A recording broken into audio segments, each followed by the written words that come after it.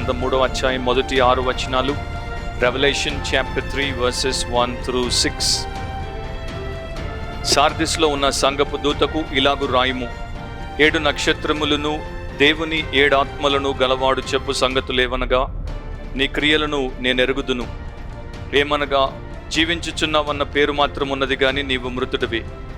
నీ క్రియలు నా దేవుని ఎదుట సంపూర్ణమైనవిగా నాకు కనబడలేదు కనుక జాగరూకుడవై చావనయున్న మిగిలిన వాటిని బలపరచుము. నీవేలాగు ఉపదేశము పొందితివో, ఏలాగు వింటివో జ్ఞాపకము చేసుకుని దానిని గైకొనుచు మారు మనసు పొందుము. నీవు జాగరూకుడవై ఉండని ఎడల నేను దొంగవలే వచ్చెదను. ఏ గడియను నీ మీదికి వచ్చేదనో నీకు తెలియనే తెలియదు. అయితే తమ వస్త్రములను అపవిత్రపరచుకొనని కొందరు సార్దిస్లో నీ యొద్ద ఉన్నారు. వారు అర్హులు గనుక తెల్లని వస్త్రములు ధరించుకొని నాతో కూడా సంచరించెదరు. జయించువాడు అలాగున్న తెల్లని వస్త్రములు ధరించుకొనును. జీవ గ్రంథములో నుండి అతని పేరెంత మాత్రమును తుడుపు పెట్టక నా తండ్రి ఎదుటను ఆయన దూతల ఎదుటను అతని పేరు ఒప్పుకొందును. సంగములతో ఆత్మ చెప్పుచున్న మాట చెవిగలవాడు వినుగాక. ప్రార్థన చేద్దాం. పరిశుద్ధుడవు, అత్యున్నతుడవు, అతి శ్రేష్ఠుడు అయిన మా దేవ, మరొకసారి మేము మీ పాదములకు కృతజ్ఞతాస్తుతులు చెల్లిస్తున్నాం. మీ వాక్యమును ధ్యానించేటువంటి ధన్యతలో మమ్మల్ని ఉంచినందుకు మీకు స్తోత్రములు. మరి సమయంలో వాక్య పరిచర్య జరుగుతుండగా ఏ రకమైనటువంటి ఆటంకము లేకుండా మాకు సహాయము చేయండి. మా టెక్నాలజీని మీ నియంత్రణలో ఉంచుకొని మీరే కృప చూపించండి.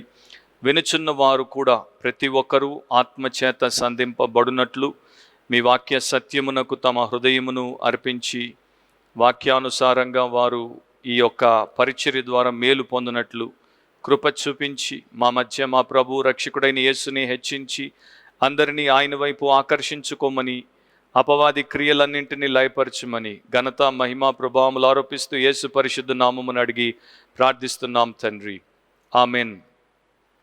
సో ప్రస్తుత పరిస్థితిని బట్టి ఈరోజు మరి యొక్క ప్రకటన గ్రంథం సిరీస్ని, రెవల్యూషన్ సిరీస్ని నేను ఈ యొక్క చర్చ్ బిల్డింగ్లో ఖాళీ కుర్చీలకు లేకపోతే ప్రధానంగా ఆ యొక్క కెమెరా ద్వారా అవతల ఉన్నటువంటి మీకు అందరికీ లైవ్లో ఈ యొక్క సంఘ ఆరాధనలో పాల్గొంటున్నటువంటి మీ అందరికీ నేను వాక్య పరిచర్య చేయాల్సి వస్తుంది. ప్రకటన గ్రంథం 3వ అధ్యాయము మొదటి 6 వచనాలు, దాంట్లో ఉన్నటువంటి సారమును ఈ రోజున మనం వాక్య పరిచర్య ద్వారా మేలు పొందడానికి దేవుడు మనకు అనుగ్రహించాడు. రెవల్యూషన్ 3:1-6. అండ్ ఈరోజు రెవల్యూషన్ సిరీస్లో పార్ట్ 8లో మనం ఉన్నాం. అంశం ఏంటంటే the lifeless church. The lifeless church, జీవము లేని సంఘము. జీవము లేని సంఘము. ప్రకటన గ్రంథంలో ఈ 2-3 అధ్యాయాల్లో 7 సంఘాలకు యేసుక్రీస్తు ప్రభు తన దాసుడు అపోస్తలుడైనటువంటి యోహాను ద్వారా పత్రికలు పంపించాడు. దాంట్లో ఇది 5వ సంఘము. ఈ సంఘము పేరు సార్దిస్ సంఘము. ఈ సంఘాన్ని గురించి ప్రభు అయిన యేసు చాలా బలముగా, సూటిగా, స్పష్టముగా చెప్పినటువంటి సత్యం ఏంటంటే, జీవించుచున్నావన్న పేరు మాత్రం ఉన్నది కానీ నీవు మృతుడవే. పేరు అయితే జీవిస్తోంది అన్నట్టుగా ఉంది కానీ అది దాని యొక్క నిజస్థితిలో దేవుని యొక్క దృష్టిలో మృతమైనటువంటి సంఘముగా ఉంది. అవును నా ప్రియమైనటువంటి సహోదరి సహోదరులారా, ఈ రోజున ప్రపంచవ్యాప్తంగా మనం చూస్తే చాలా సంఘాల యొక్క పరిస్థితి ఈ ప్రకారమే ఉంది. పేరుకైతే జీవిస్తున్నట్టుగానే కనిపిస్తాయి కానీ నిజానికి దేవుడి దృష్టిలో, దేవుడి వైపు నుండి ఆలోచించి దేవుని వాక్యానుసారంగా చూస్తే మాత్రము అవి మృతమైనటువంటి సంఘాలు. కారణం ఏంటి అంటే, మనిషి ఒక పొరపాటు చేస్తాడు, మనిషి ఒక పాపాన్ని చేస్తాడు. ఆ పొరపాటు పాపం ఏంటంటే, man always tries to substitute his religious life for righteous life.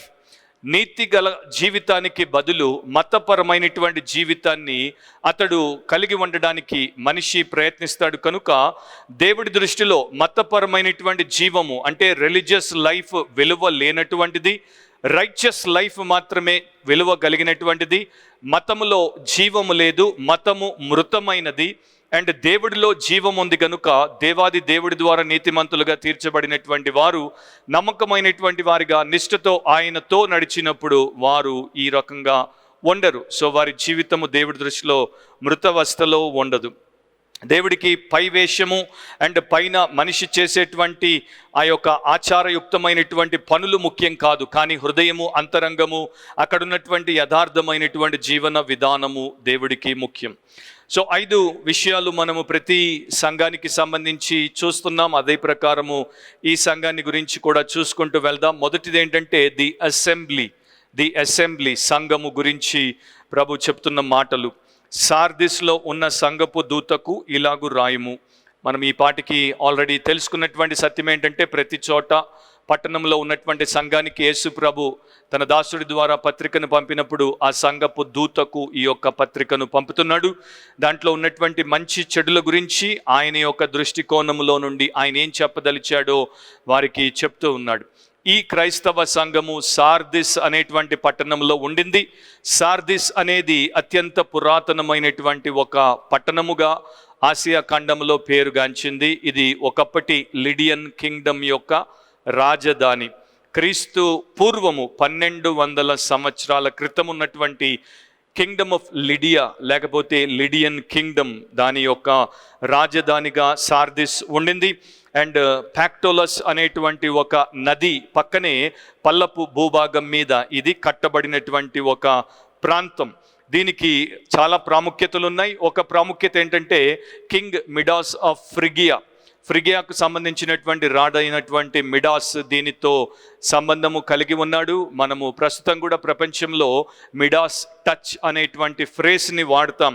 Midas touch అంటే గోల్డెన్ టచ్ అనేటువంటి ఒక పురాతనమైనటువంటి గాథతో సంబంధం ఉన్నటువంటి విషయం.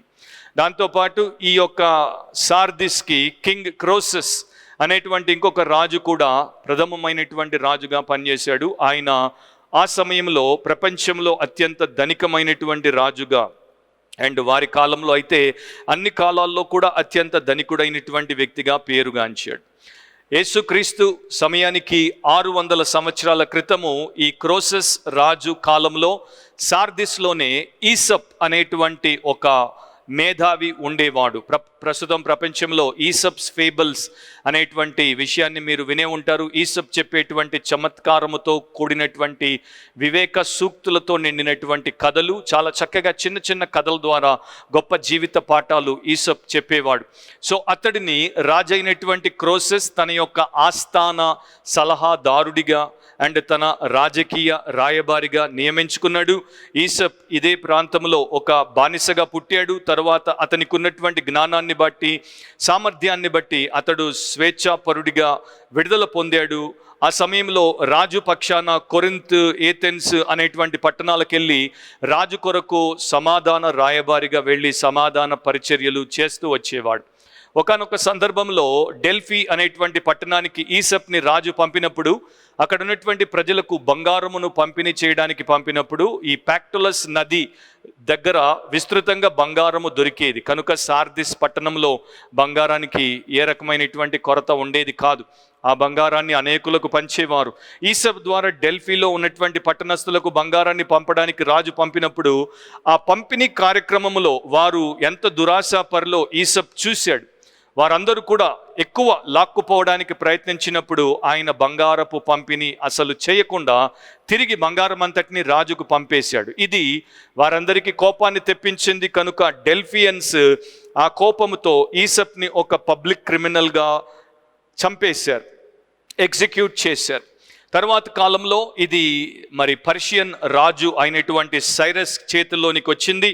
మరి సైరస్ లిడియన్ రాజ్యాన్ని పరిసమాప్తి చేసి తన రాజ్యపు వశంలోనికి సార్దిస్ని తీసుకున్నాడు.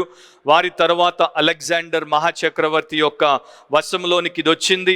ఆ తరువాత ఇది యాంటియోకస్ ద గ్రేట్ అనేటువంటి మరొక రాజు చేతుల్లోనికి వచ్చింది. కొంతకాలము పెర్గమస్ రాజు పెర్గమం యొక్క రాజు దీన్ని పరిపాలించాడు. చిట్ట చివరికి ఇది రోమన్ల చేతుల్లో పడింది.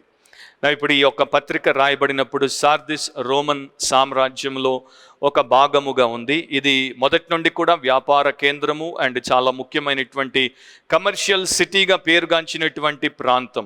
ఇక్కడ బంగారము విరివిగా లభించేది. అంత మాత్రమే కాదు, ఒక చరిత్రాత్మక సత్యము ప్రకారము వెండి అండ్ బంగారు నాణ్యాలు మొట్టమొదట ఇక్కడే ముద్రింపబడ్డాయి అండ్ ఇక్కడ నుండి ప్రపంచానికి తీసుకువెళ్ళబడ్డాయి. సార్దిస్ ఒక రోమన్ స్లేవ్ ట్రేడ్ రీజన్గా కూడా ఉండింది. అంటే రోమ్లో బానిసలను వారు బజార్లో పెట్టి అమ్మేవారు. అలాంటి ఒక కేంద్రముగా, ఒక స్లేవ్ మార్ట్ లేకపోతే స్లేవ్ మార్కెట్గా కూడా సార్దిస్ పట్టణము పనిచేసింది. అండ్ ఇక్కడ సిబెల్ అనేటువంటి ఒక అసభ్యకరమైనటువంటి దేవత ఆరాధన విస్తృతంగా జరిగేది.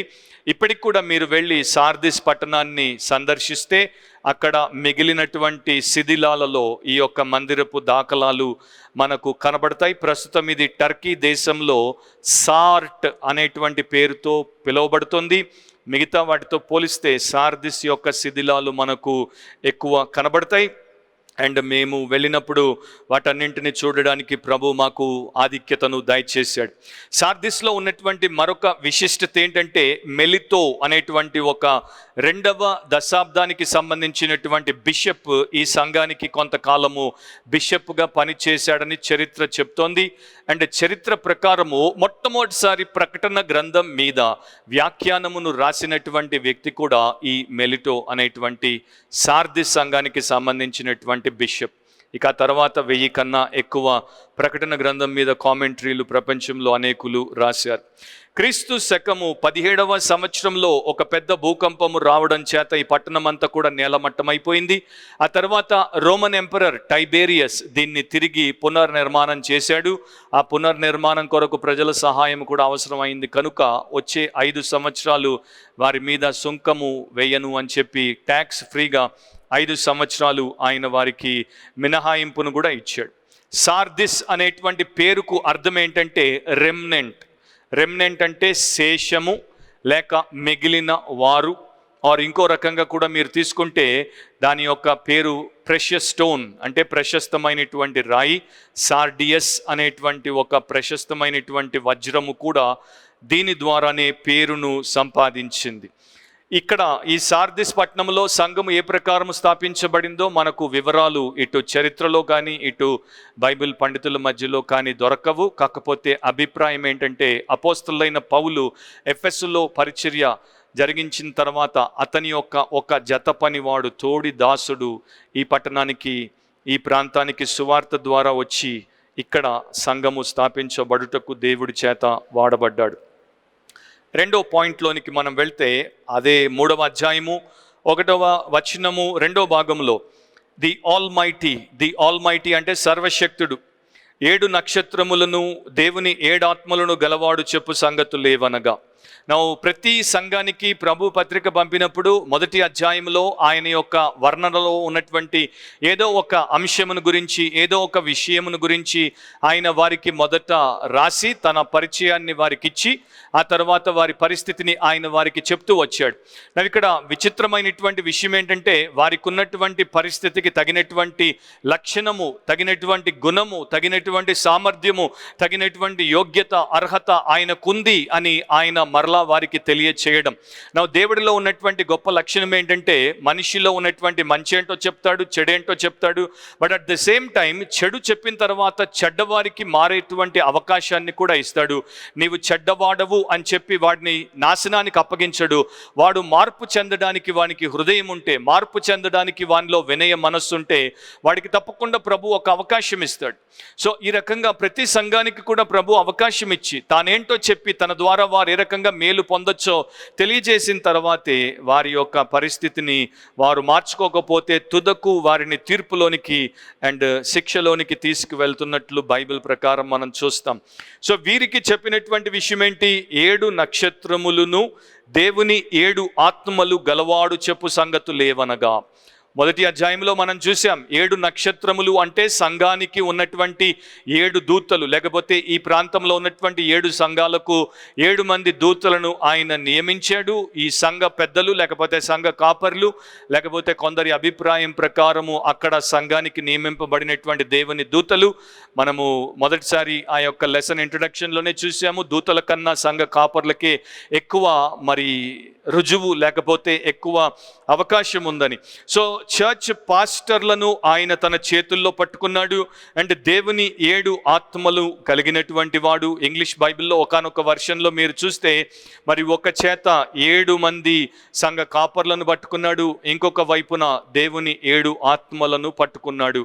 ప్రధానంగా మనం ఇక్కడ గమనించే విషయం ఏంటంటే యేసు ప్రభు స్థాపించినటువంటి ప్రతి సంఘము, ఆయన ద్వారా నిర్మించబడుతున్నటువంటి ప్రతి సంఘము దేవుడి యొక్క క్రమము ప్రకారము, దేవుడి యొక్క ఆలోచన ప్రకారము, తప్పకుండా పరిశుద్ధాత్మ యొక్క పరిపూర్ణతలో, పరిశుద్ధాత్మ యొక్క ప్రభుత్వము కింద, పరిశుద్ధాత్మ యొక్క పరిచర్య ద్వారా, పరిశుద్ధాత్మ ఎవరినైతే పిలిచి మందను అప్పగిస్తాడో ఆ పరిచారకుల ద్వారా ఈ పరిచర్య జరిగినప్పుడు ప్రభు మెచ్చేటువంటి పరిచర్యగా సంఘముగా ఉంటుంది. లేకపోతే పరిశుద్ధాత్మ అండ్ ఆయన ద్వారా నియమించబడిన పరిచారకులు, పాస్టర్స్ లేకుండా సంఘాలు స్వంతగా వెలిసి వస్తే, పుట్టుకొని వస్తే అవి దేవుడి దృష్టిలో జీవము గలవిగా ఉండవు, అవి మృతమైనవిగానే ఉంటాయి.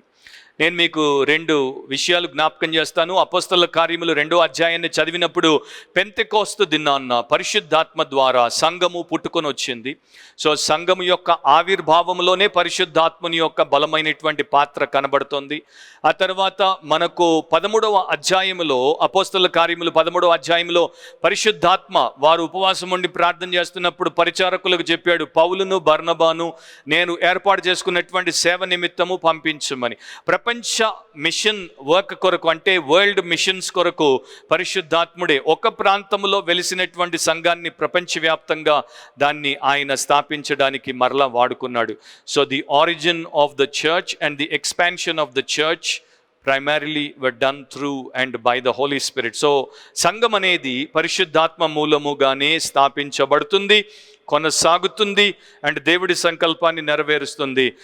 ఈ యొక్క అపోస్తలుల కార్యములు 20వ అధ్యాయంలోనే ఆయన అధ్యక్షులనుగా ఒక్కొక్కరిని సంఘం మీద నియమిస్తాడు, వారికి మందను అప్పగిస్తాడు. కనుక పరిశుద్ధాత్మ అండ్ పరిచారకులు లేకుండా సంఘాలు కొనసాగితే అవి ఎలాంటి దుస్థితిలోనికి వస్తాయో దాని గురించి ఇక్కడ ప్రభు ద్వారా మనం తెలుసుకుంటున్నాం.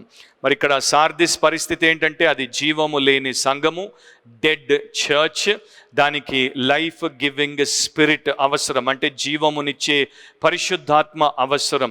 జీవ మార్గమును గురించి బోధించి జీవ మార్గములో ముందు మంచి కాపర్లుగా మాదిరికరంగా బ్రతుకుతూ నడిపేటువంటి మంచి కాపర్లు అవసరం. కనుకనే యేసు తన్ను తాను ఆ రకంగా ఈ సంఘానికి పరిచయం చేసుకున్నాడు.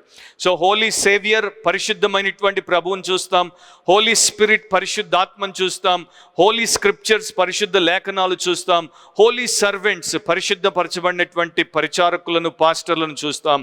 ఈ నలుగురు సంఘము దేవుడి యొక్క కార్యక్రమాల్లో ముందుకు సాగడానికి అవసరము. ఇది లేకపోతే అది దేవుడి సంఘమే కాదు. విచారకరమైనటువంటి విషయం ఏంటంటే ఈ రోజున చాలా చర్చెస్ పరిశుద్ధమైన రక్షకుడు, పరిశుద్ధాత్మ, పరిశుద్ధ లేఖనం, పరిశుద్ధపరచబడిన పరిచారకులు లేకుండానే పాపిష్టి సంబంధమైనటువంటి వ్యక్తులు, వివరాలు, విషయాలతోనే ముందుకు సాగుతున్నాయి.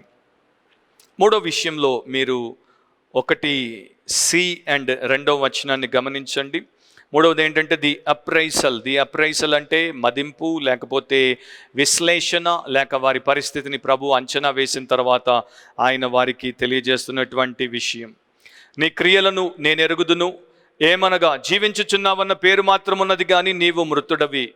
నీ క్రియలు నా దేవుని ఎదుట సంపూర్ణమైనవిగా నాకు కనబడలేదు గనుక జాగరూకుడవై చావనయున్న మిగిలిన వాటిని బలపరచుము. సో చాలా విషయాలు ఇక్కడ మనం చూడొచ్చు, కానీ మనకున్నటువంటి సమయంలో కీ పాయింట్ ఏంటో, ప్రభు ఏం చెప్పదలిచాడు, ఏం చెప్తున్నాడు అన్నదాన్ని మనం చూసుకుంటూ వెళ్ళిపోదాం. మరి ఈ యొక్క సంఘానికి, సార్దిస్ సంఘానికి ప్రభు దగ్గర నుండి ఒక అభినందనీయమైనటువంటి పలుకు లేదు, ఒక ప్రశంస అనేది లేదు. There was no commendation, there was no congratulation, there was no prize, but just straightforward criticism. అంటే స్ట్రైట్గా వారి ముఖము ఎదుట వారితో నిర్మోహమాటంగా, నిరభ్యంతరంగా ప్రభు చెప్పినటువంటి విషయం ఏంటంటే, నీ క్రియలు నాకు తెలుసు, జీవించుచున్నావన్న పేరు మాత్రం నీకుంది కానీ నీవు మృతుడవి. అండ్ చాలా బలముగా ఆయన ఆ మాటలు చెప్పాడు. లవదికీయ సంఘము, అది తర్వాత మనం చూస్తాం 7వ సంఘముగా 3వ అధ్యాయంలో ఆ సంఘాన్ని ప్రభు అయినటువంటి యేసు ఎంత ఘాటుగా, ఎంత తీవ్రముగా మరి విమర్శించాడో అదే ప్రకారము ఈ యొక్క సంఘాన్ని కూడా అంతే ఘాటుగా, అంతే తీవ్రంగా ప్రభు విమర్శిస్తున్నాడు. ఒక భక్తుడి రకంగా అంటాడు, the church at Sardis was a Marg with a steeple. Sardis పట్టణంలో ఉన్నటువంటి సంఘము ఒక సమాధుల దొడ్డి, కానీ దాని మీద ఒక స్టీపుల్ ఉంది, ఆ స్టీపుల్ మీద సిలువ ఉంది. సో చాలా మందికి బయట నుండి చూస్తే అది ఒక సంఘముగా, క్రైస్తవ సంఘముగా, దేవుడి మందిరముగా కనిపించవచ్చు. కానీ నిజానికి అక్కడికి దగ్గరికి వచ్చి చూస్తే అది దేవుడి మందిరము, జీవము గల దేవుడి మందిరము కాదు, అది ఒక సమాధుల దొడ్డి, సెమెట్రీ. ఇంకొక ఆయన అంటాడు, she had it all in the show window but nothing in the stock. ఈ యొక్క సంఘము అంతా కూడా బయట మనుషులకు రోడ్డు మీద కనబడేటువంటి ఆ ప్రదర్శన కిటికీలోనే సామాగ్రిని కలిగి ఉంది. లోపలికి వచ్చి చూస్తే దాని దగ్గర అసలు స్టాకే లేదు. మీరు బట్టల దుకాణాల ముందు నుండి పోతుంటే బయట వారు మ్యానిక్విన్స్కి, అంటే ఆ జీవము లేని బొమ్మలకు వస్త్రాలు కట్టి పెడతారు చూడండి, అలా ఈ యొక్క సంఘము ప్రదర్శనకు మాత్రమే పనికొస్తుంది. కానీ ఇది నిజమైనటువంటి పదార్థమును కలిగినటువంటిదిగా లేదు. ఇది శవము, జీవము లేనటువంటి శవము అని ప్రభు చెప్తున్నాడు. సో దాంట్లోనికి వెళ్తే, నీ క్రియలను నేను ఎరుగుదును, దీన్ని మనం తెలుసుకుంటూ వస్తున్నాము. ప్రభువుకి ప్రతి సంఘము యొక్క పరిచర్య ఏంటో తెలుసు, దాని యొక్క క్రియలు ఏంటో తెలుసు, దాని యొక్క కార్యక్రమాలు ఏంటో తెలుసు, అది ఏమి గురిగా పెట్టుకుందో తెలుసు, దాని ఉద్దేశం ఏంటో తెలుసు, దాని యొక్క జీవన విధానం ఏంటో తెలుసు. ప్రభు కోసం, పరలోక రాజ్యం కోసం బతుకుతుందో, లేకపోతే ప్రస్తుత ప్రజల కోసం, ప్రజల యొక్క గొప్పతనం కోసం, ప్రజల దగ్గర లాభం పొందుకోవడం కోసం, ప్రస్తుత కాలంలో ప్రపంచ సుఖభోగాల్లో మునిగి తేలడం కోసం బ్రతుకుతుందో ఆయనకి తెలుసు. సంఘము అన్నప్పుడు మీరు గుర్తుకు పెట్టుకోవాల్సింది ఏంటంటే, నీవు ఒక రక్షింపబడినటువంటి క్రైస్తవ విశ్వాసివైతే, యేసును ఒప్పుకున్నటువంటి వ్యక్తివైతే, ఆయన్ని వెంబడించేటువంటి, బాప్తిస్మములో సాక్ష్యం ఇచ్చినటువంటి శిష్యుడవు, శిష్యురాలివైతే, క్రైస్తవ సంఘంలో నీవు ఒక అంగమై ఉన్నావు. నీవు ఒక part and parcel of the church of Jesus. So ఈ సంఘము ఆ పరిస్థితిలో ఉండిందన్నమాట. సో క్రియలు ఆయనకి తెలుసు, మన క్రియలు కూడా ఆయనకి తెలుసు. నీ క్రియలను నేను ఎరుగుదును అని చెప్పి, ఏమనగా అంటే అవేంటి అనేది ఆయన వివరించినప్పుడు, డిఫైన్ చేసినప్పుడు ఏమని చెప్తున్నాడు చూడండి. జీవించుచున్నావన్న పేరు మాత్రం ఉన్నది కానీ నీవు మృతుడవే. జీవించుచున్నావన్న పేరు మాత్రం ఉన్నది కానీ నీవు మృతుడవే. You have a name that you are alive but you are dead. ఇక్కడ పేరు అనేటువంటి విషయాన్ని మనము ఒక్కసారి ఆలోచిస్తే, హీబ్రూలకి అండ్ గ్రీకులకి మధ్యలో పేరు అనేది రెండు విషయాలను సూచిస్తుంది. హెబ్రీ వారికి అంటే యూదులకు పేరు అనగానే ఒక మనిషి యొక్క ప్రవృత్తి, ఒక మనిషి యొక్క జీవన విధానం వారికి తెలియజేసేటువంటిదిగా ఉంటుంది. కానీ గ్రీకులకు ఒక పేరు, నేమ్ అనగానే ఆ మనిషి యొక్క ప్రవృత్తి, ఆ మనిషి యొక్క నేచర్, లేకపోతే ఆ మనిషి యొక్క క్యారెక్టర్ కాదు, ఆ మనిషికి వచ్చినటువంటి పేరు, రెప్యుటేషన్ని సూచిస్తుంది. ఆ మనిషిని లోకం ఏ రకంగా చూసింది, ఆ మనిషిని లోకం ఏ రకంగా సంబోధిస్తుంది, ఆ మనిషికి లోకం ఏ రకమైనటువంటి స్టేటస్ని ఇచ్చింది, లేకపోతే హోదానిచ్చింది, వారి మధ్యలో ఆ మనిషి ఫలానా మనిషిగా గుర్తింపబడ్డాడా, గౌరవించబడుతున్నాడా అని గ్రీకులు చూస్తారు. సో ప్రతి దేశంలో ఒక సాంప్రదాయం ఉంటుంది, ఒక సంస్కృతి ఉంటుంది, దాని ప్రకారమే పదాలకు అర్థాలు మారిపోతాయి. సో హెబ్రీల మధ్యలో పేరు అనగానే ఒక అర్థము, గ్రీకుల మధ్యలో పేరు అనగానే ఒక అర్థము. సో ఇక్కడ యేసు ప్రభు వాడినప్పుడు హెబ్రీ అర్థాన్ని వాడట్లేదు, గ్రీకు అర్థాన్ని వాడుతున్నాడు. గ్రీకు అర్థం ప్రకారము పేరు అంటే నీకు వచ్చిన పేరు, ఫలానా వారు నీకు ఇచ్చినటువంటి ఆ యొక్క రెప్యుటేషన్కి మన క్యారెక్టర్కి సంబంధం లేకుండా ఉండొచ్చు. అంటే ఒకడు బహు క్రూరుడుగా, బహు దుర్మార్గుడిగా ఉండొచ్చు, కానీ బయట మాత్రం వాడికి చాలా పెద్ద సాధువుగా, కనికర స్వభావం కలిగినటువంటి రెప్యుటేషన్ ఉండొచ్చు. సో దీనికి కూడా నిజమైనటువంటి స్థితి ఏంటి అంటే చచ్చింది, కానీ దీనికి ఉన్నటువంటి రెప్యుటేషన్ ఏంటంటే బతికుంది, బలంగా ఉంది, బలిసి ఉంది. సో ఆ రకమైనటువంటి సంఘముగా ఈ సంఘము ఆ యొక్క ప్రాంతంలో వారి మధ్యలో పేరుగాంచింది. శరీర సంబంధమైనటువంటి కార్యక్రమాలన్నీ చేస్తూ ఉంటుంది.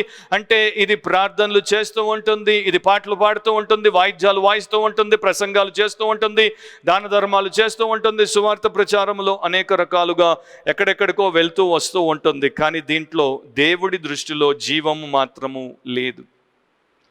అండ్ నా ప్రియ సహోదరి సహోదరులారా, ఈ రోజున కూడా ప్రపంచవ్యాప్తంగా మన క్రైస్తవ సంఘాలను మనం చూస్తే వారు ప్రధానంగా దేనికి ఇంపార్టెన్స్ని ఇస్తారు, ప్రాముఖ్యతనిస్తారంటే వారికి వచ్చినటువంటి పేరు, వారికి ఉన్నటువంటి రెప్యుటేషన్కే. అది ఒక మామూలు బిల్డింగ్ కావచ్చు, లేకపోతే ఒక మెగా బిల్డింగ్ కావచ్చు, లేక ఒక ఆడిటోరియం కావచ్చు, లేక ఒక స్టేడియం కావచ్చు. దాంట్లో ఒక మంద కూడుకొని దేవుణ్ణి ఆరాధిస్తూ ఉంటే వారు చాలా ఘనముగా చెప్పుకుంటారు, మాకు ఇంత పెద్ద స్థలం ఉంది అని. అక్కడ వారి యొక్క ఉద్దేశం ఏంటో దేవుడు ఎరుగు. కానీ ఇక్కడ మనం ఒకటి తప్పకుండా గ్రహిస్తాము, లేకపోతే గమనించాలి. అదేంటంటే, ఈ రకంగా వారు ఎందుకు తమను తాము ప్రమోట్ చేసుకుంటున్నారు, ప్రొజెక్ట్ చేసుకుంటున్నారు అంటే, మేము ఎంత పెద్దవారమో చూడండి, మాకెంత పెద్ద ప్లేస్ ఉందో చూడండి. మనుషుల దృష్టిలోనే ఆ యొక్క స్థలానికి, ఆ సైజుకి విలువ ఉంటుంది. అందుకనే వారు, అమ్మో ఎంత పెద్ద చర్చు, అమ్మో ఆసియాలోనే ఇంత పెద్దది లేదు, ఇండియాలోనే ఇంత పెద్దది లేదు, ప్రపంచంలోనే ఇంత పెద్దది లేదు అని 10,000 మందో 10 లక్షల మందో పలుకగా ఈ యొక్క చర్చికి ఒక రెప్యుటేషన్ అనేది వచ్చేసింది. సో మన యొక్క బిల్డింగ్ సైజుని బట్టి మనకు రెప్యుటేషన్, మన కాంగ్రిగేషన్ సైజుని బట్టి మనకు రెప్యుటేషన్. 1000 మంది ఉన్న చర్చికి రెప్యుటేషన్ ఉంది, 10,000 మంది ఉన్న చర్చికి రెప్యుటేషన్ ఉంది, 10 లక్షల మందికి ఉన్నటువంటి చర్చికి ఒకప్పుడు ప్రపంచవ్యాప్తంగా రెప్యుటేషన్ వచ్చింది. ఆ చర్చ్ ఒకప్పుడు సోల్, దక్షిణ కొరియాలో ఉండింది. ఇప్పుడు ఒక విషయాన్ని నేను మీకు చెప్తాను. ఒకప్పుడు పేరు మోసినటువంటి సంఘాలు, ఒకప్పుడు పేరు మోసినటువంటి సేవకులు, ఒకప్పుడు పేరు మోసినటువంటి క్రైస్తవ సంస్థలు ఈ రోజున పేరు మాసిన సంఘాలుగా, పేరు మాసిన సేవకులుగా, పేరు మాసిన క్రైస్తవ సంస్థలుగా తయారయ్యాయి. అండ్ ఎంత పేరు మాసిందో, ప్రభు యొక్క హృదయానికి ఎన్ని పోట్లు పడ్డాయో, ఎంత ఆయాసానికి ఆయన ఈ యొక్క reputed but in reality dead churches and ministries ద్వారా ఎదుర్కొన్నాడో ప్రత్యేకంగా నేను మీకు చెప్పాల్సిన అవసరం లేదు. సో వీళ్ళు వారి యొక్క చర్చ్ బిల్డింగ్ సైజుని బట్టి, కాంగ్రిగేషన్ సైజుని బట్టి, సండే స్కూల్ అటెండెన్స్ని బట్టి, వారు ఇచ్చినటువంటి ఇన్యూమరబుల్ బ్యాప్టిజమ్స్ని బట్టి, లేకపోతే వారు ప్రతి వారం చెప్పించేటువంటి అసంఖ్యాకమైనటువంటి సాక్ష్యములను బట్టి, వారి మధ్యలో ఉన్నటువంటి గ్రేట్ మ్యూజిక్ని బట్టి, కొన్ని చర్చెస్లో మీరు చూస్తారు మరి మ్యూజిక్ కాయరే 300 ఉంటాయి. అమెరికా దేశంలోనే నేను చూశాను, ఒక చర్చ్ లాఫ్ట్, కాయర్ లాఫ్ట్లో 300 మంది, అంటే దాదాపు 220 మంది సింగర్లు ఉన్నారు, 80 మంది మ్యూజిషియన్లు ఉన్నారు. బట్ సేమ్ అమెరికా దేశంలో 97% అమెరికాలో చర్చ్ సైజు 100 కన్నా తక్కువ. సో వీరికి ఎంత రెప్యుటేషన్ ఉందో చూడండి, గ్రేట్ కాయర్ అనేటువంటి రెప్యుటేషన్. అంటే పెద్ద కాయర్ ఉండడం తప్పు అని నేను చెప్తున్నాను, చెప్పట్లేదు. పెద్ద కాయర్ దేవుణ్ణి మహిమపరచుట గొప్ప విషయమే, ప్రశంసనీయమైనటువంటి విషయమే. కానీ దాన్ని మనము పేరు మోయడానికి మాత్రమే కలిగి ఉండి, ప్రభు మహిమ కొరకు దాన్ని కలిగి ఉండకపోతే మాత్రము సార్దిస్ పరిస్థితే. అండ్ ఈ రోజున మరి పెద్ద పెద్ద కాన్సర్ట్ హాల్స్లో, పెద్ద పెద్ద స్టేడియంస్లో, జిమ్నాసియంస్లో లేనటువంటి state of the art equipment తెచ్చి మన చర్చ్ బిల్డింగ్స్కి ఫిట్ చేస్తున్నారు. అండ్ అది ఎంత మరి విలువైందో నేను మీకు చెప్పాల్సిన అవసరం లేదు. ఒక చర్చ్లో జస్ట్ పిఏ సిస్టమే 2 కోట్ల రూపాయలకి మన భారతదేశంలో దాదాపు 2,000 చిన్న మందిరాలు కట్టొచ్చు, మనందరికీ తెలుసు. అఫ్ కోర్స్ ఎవరిష్టం వారిది అనుకోండి, వారి దగ్గర డబ్బు ఉంది, వారి ఇష్టము, వారు ఏమైనా చేసుకోవచ్చు. కానీ ఇదంతా ఎందుకు చేస్తున్నారు అనేది మీరు జాగ్రత్తగా నిశితంగా చూస్తే మాత్రం మోస్ట్లీ ఫర్ హ్యూమన్ రెప్యుటేషన్. మనుషుల దృష్టిలో వారికి పేరు మోయాలి. ఈ సార్ది సంఘం కూడా అంతే. యేసు ప్రభు ఒక మాట చెప్పారు, లూకా సువార్త 6వ అధ్యాయము 26వ వచనంలో. లూకా 6:26 మీరు మీ బైబిల్ తిప్పి చూస్తే, లూక్ 6:26, మనుషులందరూ మిమ్మను కొనియాడునప్పుడు మీకు శ్రమ, వారి పితరులు అబద్ధ ప్రవక్తలకు అదే విధముగా చేసిరి. సో వీరి పితరులు అబద్ధ ప్రవక్తలను కూడా ఇదే ప్రకారం పొగిడారు. సో మనుషులందరూ మిమ్మల్ని పొగిడితే మీకు శ్రమ. దేవుడు మనల్ని మెచ్చుకోవాలి, దేవుడు మనల్ని పొగడాలి, దేవుడు మనల్ని ప్రశంసించాలి. కానీ ఇక్కడ సార్ది సంఘం గురించి ప్రభు ఏమంటున్నాడు, జీవించుచున్నావన్న పేరు మాత్రం ఉన్నది కానీ నీవు మృతుడవి. So reality, reputation of the church ఏంటి? Big name. రియాలిటీ ఏంటి? కంప్లీట్లీ డెడ్, పూర్తిగా చచ్చిపోయినటువంటిది. సో ఆయన దాని యొక్క ప్రెజెంట్ సిచ్యువేషన్ గురించి మాట్లాడుతున్నాడు. నేను ఇప్పుడు నిన్ను చూస్తే, సంఘం మధ్యలో సంచరించి నేను నిన్ను చూస్తే, ఇది నాకు ఒక జీవము గల సంఘముగా కనబడట్లేదు, ఇది నాకు చచ్చిన వారి సమాధిగా కనబడుతోంది అంటున్నాడు యేసు ప్రభు. అలా మన సంఘాల మధ్యలోనికి వచ్చి మన సంఘాలను ఆయన నకసిక పర్యాంతం పరిశీలన చేసి చూస్తే ఆయన మరి చచ్చిన వారి మధ్యలో ఉన్నట్టే ఫీల్ అవుతాడు. ఎందుకంటే మృతమైనటువంటి పరిస్థితుల్లో చాలా సంఘాలు ప్రస్తుతం ప్రపంచవ్యాపకంగా ఉన్నాయి.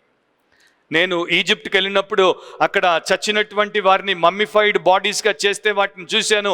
2000 సంవత్సరాలు 3000 సంవత్సరాల క్రితం చచ్చిపోయినటువంటి వారి దేహములను ఎంబామ్ చేసి పెడితే ఆ మమ్మీలు అలాగే మనకు కనబడతాయి. ఒక మనిషిలాగానే కనబడతాడు, పర్ఫెక్ట్గా కనబడతాడు, ఏ అవయవము పాడవ్వకుండా కనబడుతుంది, కానీ మనిషిలో జీవము లేదు. సో ఈ చర్చెస్ ఏంటంటే మమ్మీ టైప్ చర్చెస్, లేకపోతే మరి కోల్డ్ ఐస్ బర్గ్ లాగా చల్లబారిపోయినటువంటివి. వీళ్ళకి ఒక ఆకారం ఉంటుంది, ప్రతిదీ కూడా వీరు చక్కగా చేసుకుంటున్నట్టు కనబడతారు. కాకపోతే వీరి యొక్క ఆత్మ శూన్యముగా ఉంటుంది, వీరి ఆత్మ చల్లబారు ఉంటుంది. దేవుడి దృష్టిలో వీరు చచ్చినటువంటి వారిగా ఉంటారు. ప్లాన్స్ ఉంటాయి, ప్రోగ్రామ్స్ ఉంటాయి, ప్రామిసెస్ ఉంటాయి, కానీ వారిలో పవర్ ఉండదు. డివైన్ పవర్, దైవికమైనటువంటి శక్తి వారికి ఉండదు. బిజీగా ఉంటారు అంటే చాలా గొప్పగా కనబడతారు, కానీ వారిలో లేనిది ఏంటి అంటే దేవుడు వారికి లేడు. మీ జ్ఞాపకం ఉండొచ్చు, లూకా సువార్త 18వ అధ్యాయంలో యేసు ప్రభు దగ్గరికి ఒక ధనికమైనటువంటి అధికారి వస్తాడు. వచ్చి నాకు కొదువేంటి అన్నట్టుగా మాట్లాడతాడు. యేసు ప్రభు చెప్తాడు, నీకున్న కొదువు ఏంటో నేను చెప్తాను అని ఆయనతో అంటాడు. నీకున్నదంతా అమ్మేసి పేదలకు ఇచ్చేసి నన్ను వెంబడించు అని చెప్పినప్పుడు అతనికి గోల్డ్ విస్తారంగా ఉంది, కానీ గాడ్ లేదు. So he's filled with all sorts of gold, but he lacked God. And in many churches, reputed churches have got a name, but they are like a corpse, which is very beautiful, but still dead.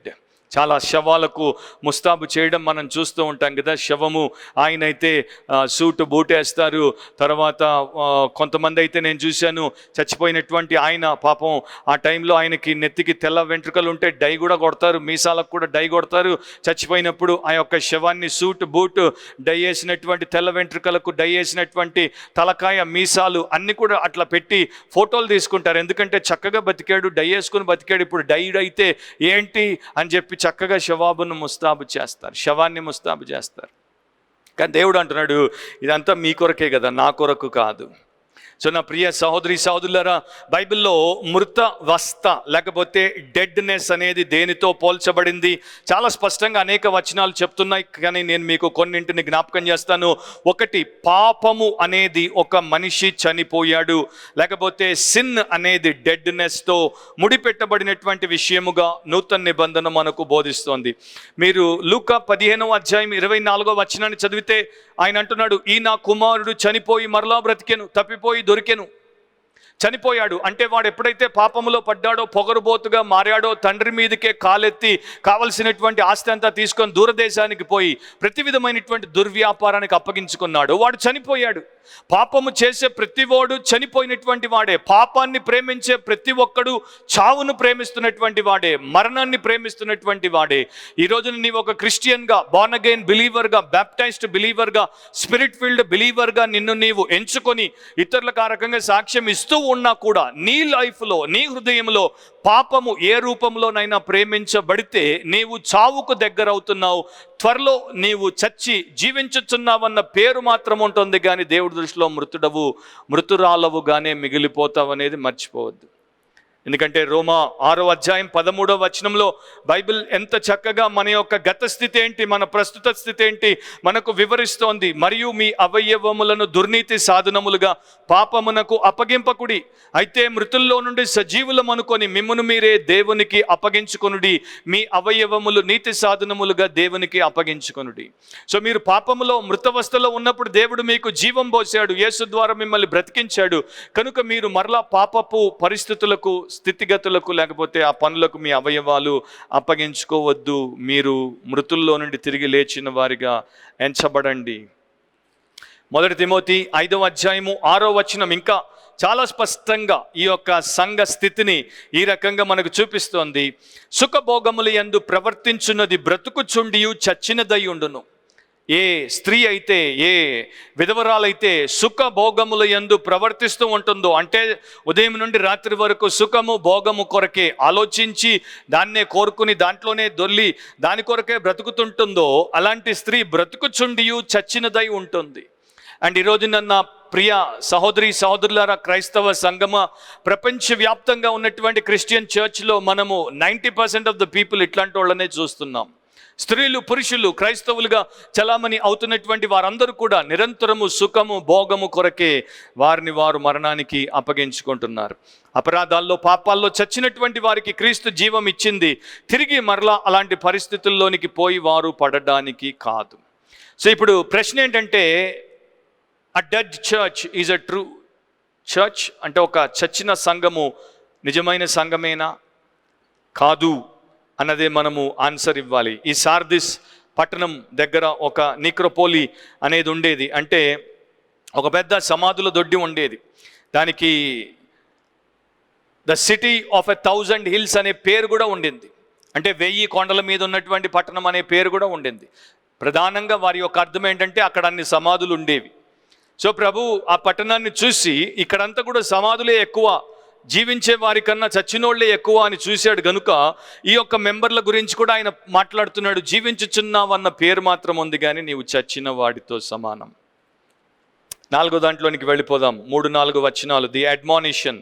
The అడ్మానిషన్ అంటే మందలింపు, వారికి ఆయన చేసినటువంటి హెచ్చరిక, తీక్షణముగా ఆయన వారికి ఇచ్చినటువంటి warning. 3-4 వచనాలు. నీవేలాగూ ఉపదేశము పొందితివో, ఏలాగూ వింటివో జ్ఞాపకము చేసుకొని దానిని గైకొనొచ్చు, మారు మనస్సు పొందుము. నీవు జాగరూకుడవై ఉండని ఎడల నేను దొంగవలే వచ్చేదను, ఏ గడియను నీ మీదికి వచ్చేదనో నీకు తెలియదు. అయితే తమ వస్త్రములను అపవిత్రపరచుకొని కొందరు సార్దిస్లో నీ యొద్ద ఉన్నారు. వారు అర్హులు గనుక తెల్లని వస్త్రములు ధరించుకొని నాతో కూడా సంచరించెదరు. ఇక్కడ నేను గతంలో చెప్పినట్టు తెలుగు బైబిల్ కొంత ట్రాన్స్లేషన్లో కిందిది పైది, పైకి కిందికి వస్తుంటుంది. సో నేను 2లో చెప్పాల్సినటువంటి భాగాన్ని అండ్ ఇక్కడ మిగతా భాగాన్ని ఈ పోర్షన్లో చెప్పుకుంటూ వెళ్ళిపోతాను. సో ఇక్కడ ప్రభు వీరికి కొన్ని ఆజ్ఞలు ఇచ్చాడు. 5 రకములైనటువంటి ఆజ్ఞలు కనబడతాయి. 1 వేకప్, మేల్కోమని చెప్పాడు. 2 స్ట్రెంగ్తన్, బలపరచమని చెప్పాడు. 3 రిమెంబర్, జ్ఞాపకం చేసుకోమన్నాడు. 4 ఒబే, విధేయత చూపమన్నాడు. 5 రిపెంట్, పశ్చాత్తాపపడమన్నాడు. సో అవేంటో మనము బ్రీఫ్గా చూసుకుంటూ వెళ్ళిపోదాం. 2వ వచనంలో నేను చెప్పాను, నీ క్రియలు నా దేవుని ఎదుట సంపూర్ణమైనవిగా నాకు కనబడలేదు కనుక జాగరూకుడవై చావనై ఉన్న మిగిలిన వాటిని బలపరచుము. జాగరూకుడవై అని తెలుగులో ఉంది, కానీ ఇంగ్లీష్లో బీ వాచ్ఫుల్. మనకు జాగ్రత్త ఎప్పుడు అవసరం, మనకు మెలకువతనం ఎప్పుడు అవసరం, అప్రమత్తత ఎప్పుడు అవసరం, ప్రమాదకరమైనటువంటి పరిస్థితుల్లో మనం ఉన్నప్పుడు. ఈ రోజున మనమందరం కూడా ఉన్నటువంటి పరిస్థితిని బట్టి మనము ఎంతో మెలకువతనంతో జాగరూకులమై ఉంటున్నాం. పరిశుద్ధులు వారి చుట్టూ ఉన్నటువంటి పరిస్థితిని బట్టి మేలుకొని ఉండాలి. వారి సంఘంలో ఇంకా అంతా చచ్చిపోలేదు, కొంతమంది ఇంకా బతికే ఉన్నారు, కొంతమంది ఇంకా ప్రభు కొరకు హృదయాన్ని కలిగే ఉన్నారు, కొంతమంది దేవుడి జీవంతో ఇదే చచ్చిన సంఘంలో తిరుగులాడుతూ ఉన్నారు. కనుక దేవుడు చెప్తున్నాడు, మీరు జాగరూకులై ఉండండి. అండ్ మీరు రోమా 13వ అధ్యాయం 11వ వచనాన్ని చదివినప్పుడు, లేకపోతే 1 కొరింథీ 16వ అధ్యాయము 13వ వచనాన్ని చదివినప్పుడు కూడా పరిశుద్ధులకు, విశ్వాసులకు, క్రైస్తవ సంఘస్థులకు దేవుడి వాక్యము ఇలాంటి హెచ్చరికను ఇవ్వడము మనం చదువుతాం.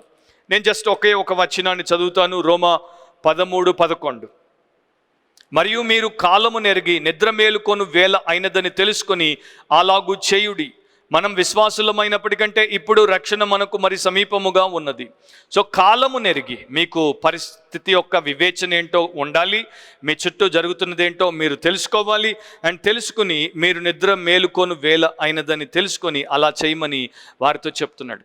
సో ప్రభు బిడ్డలు, యేసు యొక్క శిష్యులు, నిజమైన క్రైస్తవ సంఘము ఎన్నటికీ ఆత్మీయ నిద్రలో ఉండదు, అలాంటి నిద్రావస్థలో ఉండకూడదు. ఉంటే మాత్రము చాలా దారుణమైనటువంటి పరిస్థితులను ఎదుర్కోవాల్సి వస్తుంది. ఈ మాట సార్దిస్ సంఘానికి ఎందుకు చెప్పాడు? చరిత్రలో ఒక విషయాన్ని నేను చెప్తాను. సార్దిస్ మీద 5 ముట్టడిలు జరిగాయి. 5 సార్లు శత్రువు వచ్చి సార్దిస్ని ముట్టడి వేసినప్పుడు 3 సార్లు వారు జాగ్రత్తగా ఉన్నారు కనుక వారు జయించారు. 2 సార్లు ఒకవైపున వారి యొక్క పట్టణము, ఆ కోట మీదికి శత్రువు ఎక్కి రావడము అసాధ్యము అని చెప్పి అటువైపు సైనిక దళాన్ని పెట్టకుండా అటువైపు ఉన్నటువంటి వారు పోయి నిద్రపోయారు కనుక ఇటు నుండి శత్రువు వచ్చేసి అసాధ్యాన్ని సుసాధ్యం చేసి సార్దిస్ని దెబ్బగొట్టాడు. సో ఇక్కడ యేసు ప్రభు చెప్తున్నాడు, మీ పరిస్థితి కూడా అంతే. ఆ సార్దిస్ పట్టణం మీద ఏ రకంగా అజాగ్రత్తగా ఉన్నప్పుడు, నిద్రపోతున్నప్పుడు, మెలకువతనంతో లేనప్పుడు వారు దెబ్బతిన్నారో, సంగమా మీరు కూడా అదే ప్రకారం దెబ్బతినడానికి అవకాశం ఉంది. నా ప్రియ సహోదరి సహోదరులారా, ఈరోజు నేను మీకు ఒక సత్యము చెప్పాల్సిన అవసరం లేదు. ఎందుకంటే ఈ పాటికి మీకు తెలుసు, మన ప్రపంచంలో అంటే వరల్డ్ వైడ్గా చాలా చర్చెస్కి ఈ రోజున సెక్యూరిటీ అనేది పెంచుకుంటూ ఉంటున్నారు. అంటే వారికి భద్రత అవసరము. ఎందుకంటే కొన్ని ప్రాంతాల్లో వారు ప్రమాదకరమైనటువంటి స్థితులను ఎదుర్కొంటారు. మరి అమెరికాలో చర్చ్లోకి వచ్చి కాల్పులు జరగడం, అండ్ మన దేశంలో కూడా కొన్ని చర్చిల మీద దాడి జరపడం, వాళ్ళు సెక్యూరిటీ పెట్టుకుంటారు, మనం అంత సెక్యూరిటీ పెట్టుకోలేం. కాకపోతే మన మధ్యలో మన సేవకులు చాలామంది వారికి సెక్యూరిటీగా బౌన్సర్లను పెట్టుకుంటున్నారు. కొంతకాలం క్రితం నేను యుఎస్లో ఒక చర్చ్ గురించి విన్నాను. న్యూయార్క్లో రివర్ సైడ్ చర్చ్ అనేటువంటి చర్చ్ ప్రతి సంవత్సరం వారి యొక్క సంఘం అంతటిని సురక్షితంగా, భద్రంగా, సెక్యూర్గా పెట్టుకోవడానికి $100,000 ఖర్చు పెడతారు. అంటే $1,00,000 ఖర్చు పెడతారు. $1,00,000 అంటే ఎంత విస్తృతమైనటువంటి ధనమో మీరు ఒకసారి ఆలోచించండి. ఈ రోజున మన చర్చెస్ యొక్క 10 ఏళ్ల బడ్జెట్ కూడా మరి 100,000 లేక $1,00,000 విలువ అయి ఉండదు. ఇప్పుడు ప్రభు చెప్పేది ఏంటి? మీ చర్చ్ చుట్టూ ఫెన్సింగ్ వేసుకోండి, మీ చర్చ్ బిల్డింగ్ చుట్టూ మరి ఈ యొక్క CCTV కెమెరాలు పెట్టుకోండి, మీ చర్చ్ చుట్టూ ఒక 10 మందో 25 మందో సెక్యూరిటీ గార్డులను పెట్టుకోండి అని ప్రభు చెప్తున్నాడా? లేదు. ఆయన దృష్టిలో చర్చ్ అంటే చర్చ్ బాడీ, బిల్డింగ్ కాదు. అఫ్కోర్స్ మన పరిస్థితులను బట్టి మనం పెట్టుకుంటాం, ఇట్స్ ఓకే. కొన్ని సందర్భాల్లో పోలీసు వారే మనకు చెప్తారు మీ చర్చ్ బిల్డింగ్లో CCTV కెమెరాలు పెట్టాలని. అందుకని మన చర్చిలో కూడా మనం పెట్టాం. కాకపోతే ప్రభు చెప్పేది ఏంటంటే మీ బిల్డింగ్ని అంటే జాగ్రత్తగా పరిరక్షించుకొని మీ బాడీని నాశనానికి అప్పగించుకోవద్దు. ఇప్పుడున్న పరిస్థితి అంతే కదా. పెన్నీ వైజ్ పౌండ్ ఫూలిష్ అంటారు.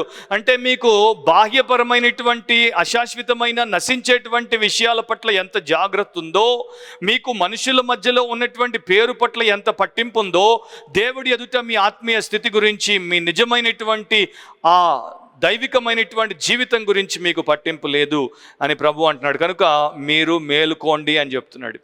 ఎవరిని మేల్కోమంటున్నాడు? చచ్చిన వారిని అయితే మేల్కోమని చెప్పడు. కాకపోతే బతుకున్నటువంటి వారిని ఆయన మేల్కోమంటున్నాడు. ఎవరైతే నిద్రావస్థలో ఉన్నట్టు కనబడుతున్నారో అలాంటి వారిని మేల్కోమంటున్నాడు. నేను ఇక్కడ ఒక వ్యత్యాసాన్ని మీకు చెప్పి ముందుకెళ్తాను. గతంలో నేను ఒక చర్చ్ గురించి చెప్పాను, అపాస్టేట్ చర్చ్. అంటే అది మత భ్రష్టమైన, విశ్వాస భ్రష్టమైనటువంటి సంఘము. అలాంటి సంఘంలో ఒక విశ్వాసి ఉండాలా, ఉండకూడదు. ఏ సంఘం అయితే యేసుక్రీస్తును విసర్జిస్తుందో, సువార్తను విసర్జిస్తుందో, దేవుడిని, త్రిత్వమైనటువంటి దేవుడిని విసర్జిస్తుందో అక్కడ అధిక సంఘమే కాదు. గనుక విశ్వాసులు అక్కడ ఉండకూడదు. అపాస్టేట్ చర్చెస్లో విశ్వాసులు ఉండకూడదు. కానీ డెడ్ చర్చెస్లో విశ్వాసులు ఉండొచ్చా? ఉండాలి. చచ్చినటువంటి సంఘాల్లో కొంతమంది ఉంటే దీనికి వారు దేవుడి యొక్క కృప ద్వారా జీవాన్ని పోయగలరు. దీన్ని రివైవ్ చేయొచ్చు.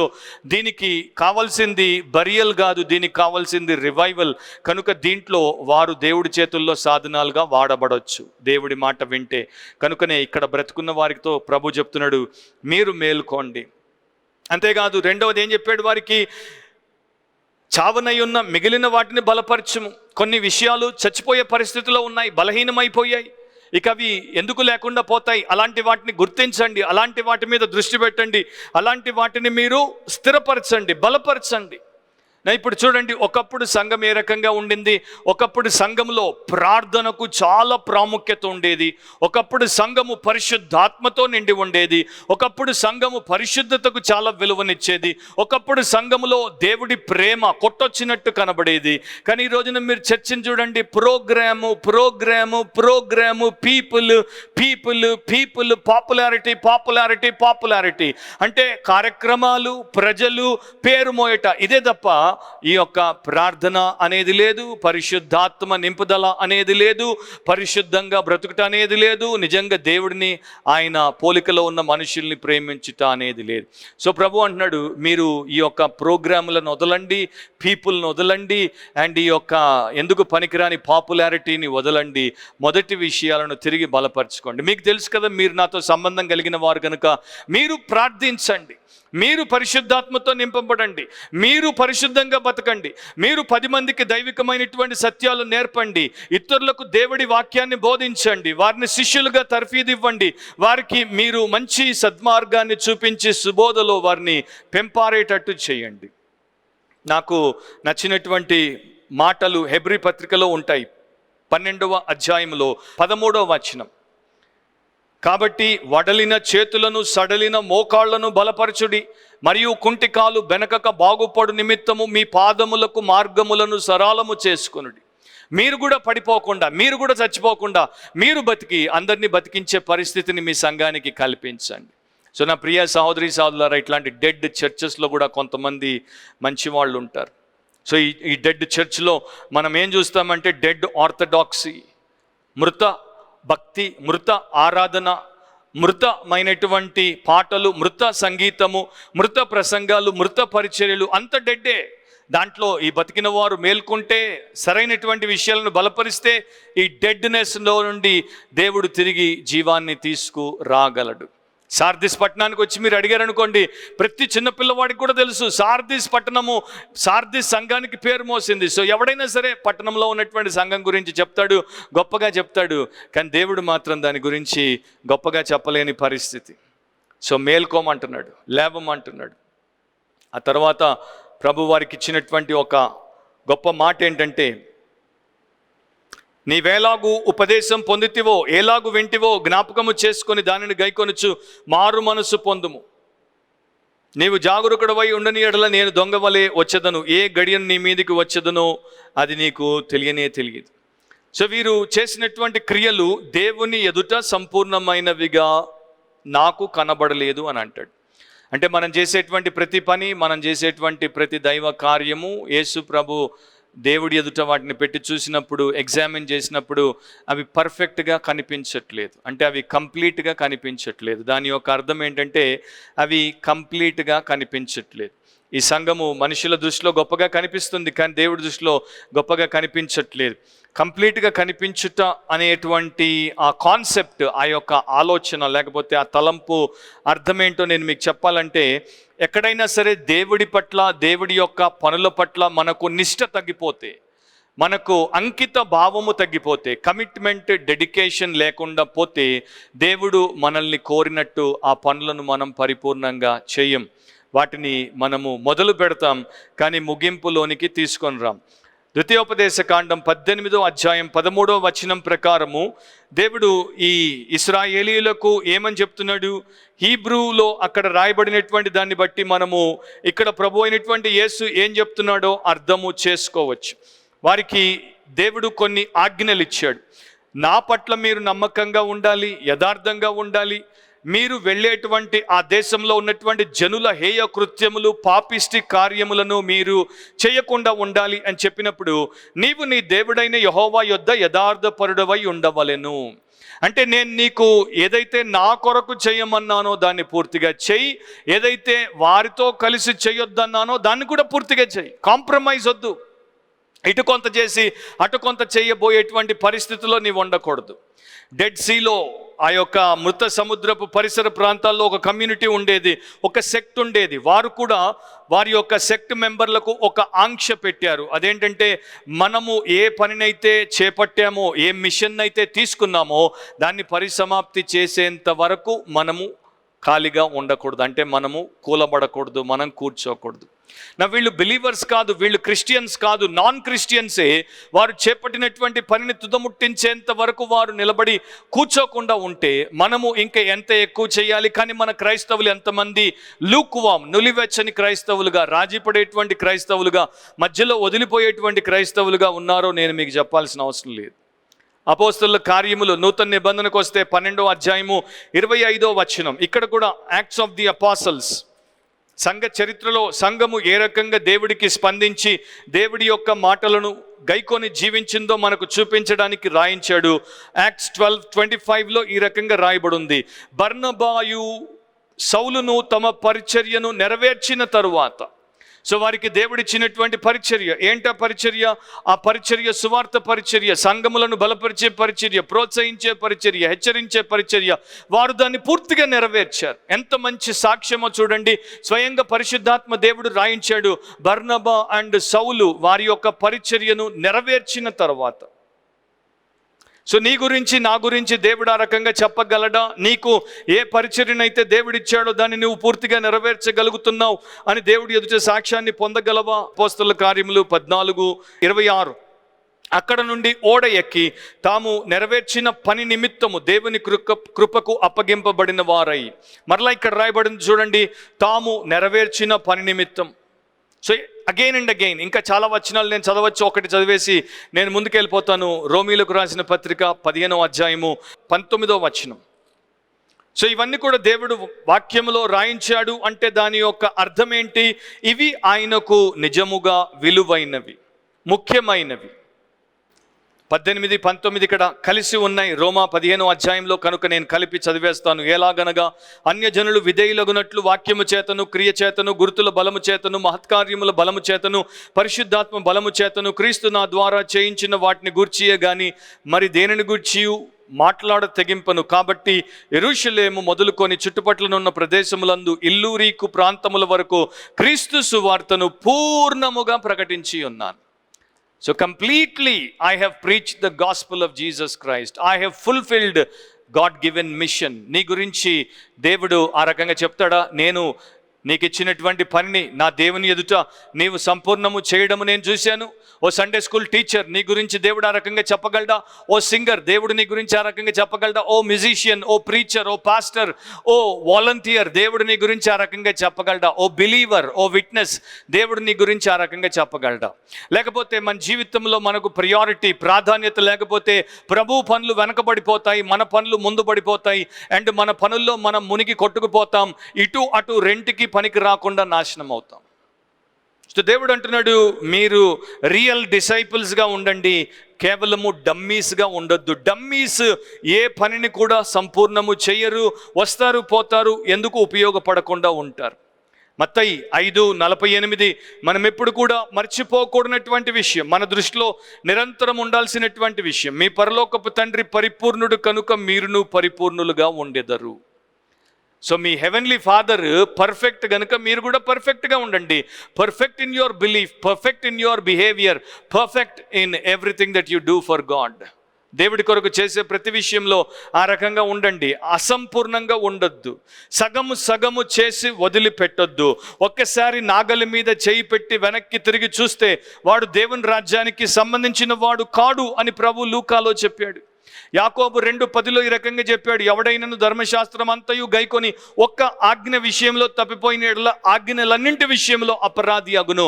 దాని అర్థం ఏంటంటే నీవు 10 మంచి పనులు చేసి దేవుడు ఒకవేళ నీకు 11 మంచి పనులు ఇస్తే ఆ ఒక్కదాన్ని వదిలేసావనుకో, దేవుడు అంటాడు నా తండ్రి ఎదుట నీ క్రియలు కంప్లీట్ అయినట్టు కనబడట్లేదు, ఎందుకంటే you have not completed. Alfred Lunt అనేటువంటి ఒక ప్రముఖ అభినయ తార, ఆయన మరి చాలా చోట్ల ఆయన ప్రదర్శనలు ఇస్తుంటే ఆడిటోరియంలు, కాన్సర్ట్ హాల్స్ నిండిపోయేవి. అండ్ ఆయనకు ఒకటి ఇష్టం అనమాట, ఆయన ప్రదర్శన తర్వాత మనిషి నిలబడి చప్పట్లు కొట్టడం, లేకపోతే నిలబడి అతన్ని అభినందించడం. ఒకానొక చోట ఆయన ఒక థియేటర్లో మరి ఈ ప్రదర్శనకు సిద్ధపడుతున్నప్పుడు థియేటర్ మేనేజర్ చూశాడు, ఈయనకి అలవాటు ఉంది, మరి ఇక్కడేమో కొన్ని ఖాళీ కుర్చీలు ఉన్నాయి, టికెట్లన్నీ బుక్ అవ్వలేదు, మరి ఈ రోజున ఈయనకి మరి ఈ పరిస్థితి నచ్చదేమో అని చెప్పేసి అతని థియేటర్లో మూలన ఒక డమ్మీ బొమ్మ దొరికితే దానికి చక్కగా సూటు బూటేసి తీసుకుని వచ్చి ఆ ఖాళీ సీట్ల మధ్యలో దాన్ని నిలబెట్టాడు, ముందు నుండే నిలబెట్టాడు. ఆల్ఫ్రెడ్ తన ప్రదర్శన ఇచ్చిన తర్వాత ప్రదర్శన అంతట్లో ఆ యొక్క మనిషి నిలబడి చూసి అతడు చాలా మురిసిపోయాడు. ప్రదర్శన అయిపోయిన తర్వాత వచ్చి మేనేజర్కి చెప్పాడు, ఎక్కడ నేను చూడలేదు, అందరూ చివర్లో లేచి నిలబడతారు, కానీ ఇతడేమో ఫ్రమ్ ద బిగినింగ్ నిలబడున్నాడు, అస్సలు కథల్లా ఎంత చక్కగా నన్ను అభినందించాడంటే నాకు చాలా తృప్తిగా ఉంది. ఆల్ఫ్రెడ్కి పాపం తెలియదు. తర్వాత థియేటర్ మేనేజర్ పక్కకి పోయి ఇతరులకి జోక్ వేసి నవ్వుకుంటున్నాడు, మూర్ఖుడు మోసపోయాడు, వాడు నిజమైన మనిషి కాదు, వాడు ఒక డమ్మీ నిలబెడితే మోసపోయాడు. మనం మోసపోవచ్చు డమ్మీల చేత, దేవుడు మోసపోడు. అండ్ నీవు ఒక డమ్మీ అయితే దేవుడు నిన్ను తాట తీసి మరలా బయట పెడతాడు. దాన్ని మాత్రం నీవు విస్మరించకుండా ఉండడం మంచిది. సో అందుకనే ప్రభు అంటున్నాడు, నీవు జాగ్రత్త పడు, నీవు బలపరుచుకో, నీవు మేలుకో. అండ్ ఏ రకంగా ఉపదేశం విన్నావో దాన్ని జ్ఞాపకం చేసుకో, ఏ రకంగా ఉపదేశాన్ని పొందావో దాన్ని జ్ఞాపకం చేసుకో. ఈ ప్రకటన 2:5 కూడా ప్రభు చెప్పాడు ఎఫెసు సంఘానికి, నీవు ఏ స్థితిలో నుండి పడితివో అది జ్ఞాపకము చేసుకొని మారు మనసు పొంది. సో మన యొక్క స్థితిగతుల గురించి దేవుడు జ్ఞాపకం చేసుకోమని చెప్పినప్పుడు మనం జ్ఞాపకం చేసుకోవడము అండ్ వాటి విషయంలో సరైనటువంటి రీతిలో ప్రతిస్పందించడము అవసరం. ఇక్కడ ఉపదేశం గురించి ఆయన మాట్లాడాడు. ఉపదేశం పొందావు, ఎలా విన్నావు అనే దాన్ని జ్ఞాపకం చేసుకోమని చెప్పాడు. మరి సంఘం అంతా కూడా క్రీస్తు యేసు యొక్క సువార్త ద్వారా దేవుడి యొక్క సంకల్పం అంతటిని పొందుకున్నప్పుడు దాని చేతే అది పోషించబడింది, అది పరిరక్షించబడింది, పటిష్టపరచబడింది, ఫలించింది. చాలా వచనాలు బైబిల్లో ఉంటాయి. నేను ఒక 2 మాత్రము చదివి ముందుకెళ్ళిపోతాను. 1 కొరింథీ 11:23 నేను మీకు అప్పగించిన దానిని ప్రభువు వలన పొంది తిని. సో సంఘానికి చెప్తున్నాడు, క్రైస్తవ సంఘానికి చెప్తున్నాడు, నేను మీకు అప్పగించినటువంటి బోధను ప్రభువు వలన పొంది తిని. యేసుక్రీస్తు ప్రభు ద్వారా నాకు ఏదైతే బోధ, పరసంబంధమైనటువంటి బోధ, పరసంబంధమైనటువంటి పారంపర్యాచారము అప్పగించబడిందో దాన్ని నేను మీకు బోధిస్తున్నాను. అదే 1 కొరింథీ 15:1 అంటాడు, మరియు సహోదరులారా, నేను మీకు ప్రకటించిన సువార్తను మీకు తెలియపరచుచున్నాను.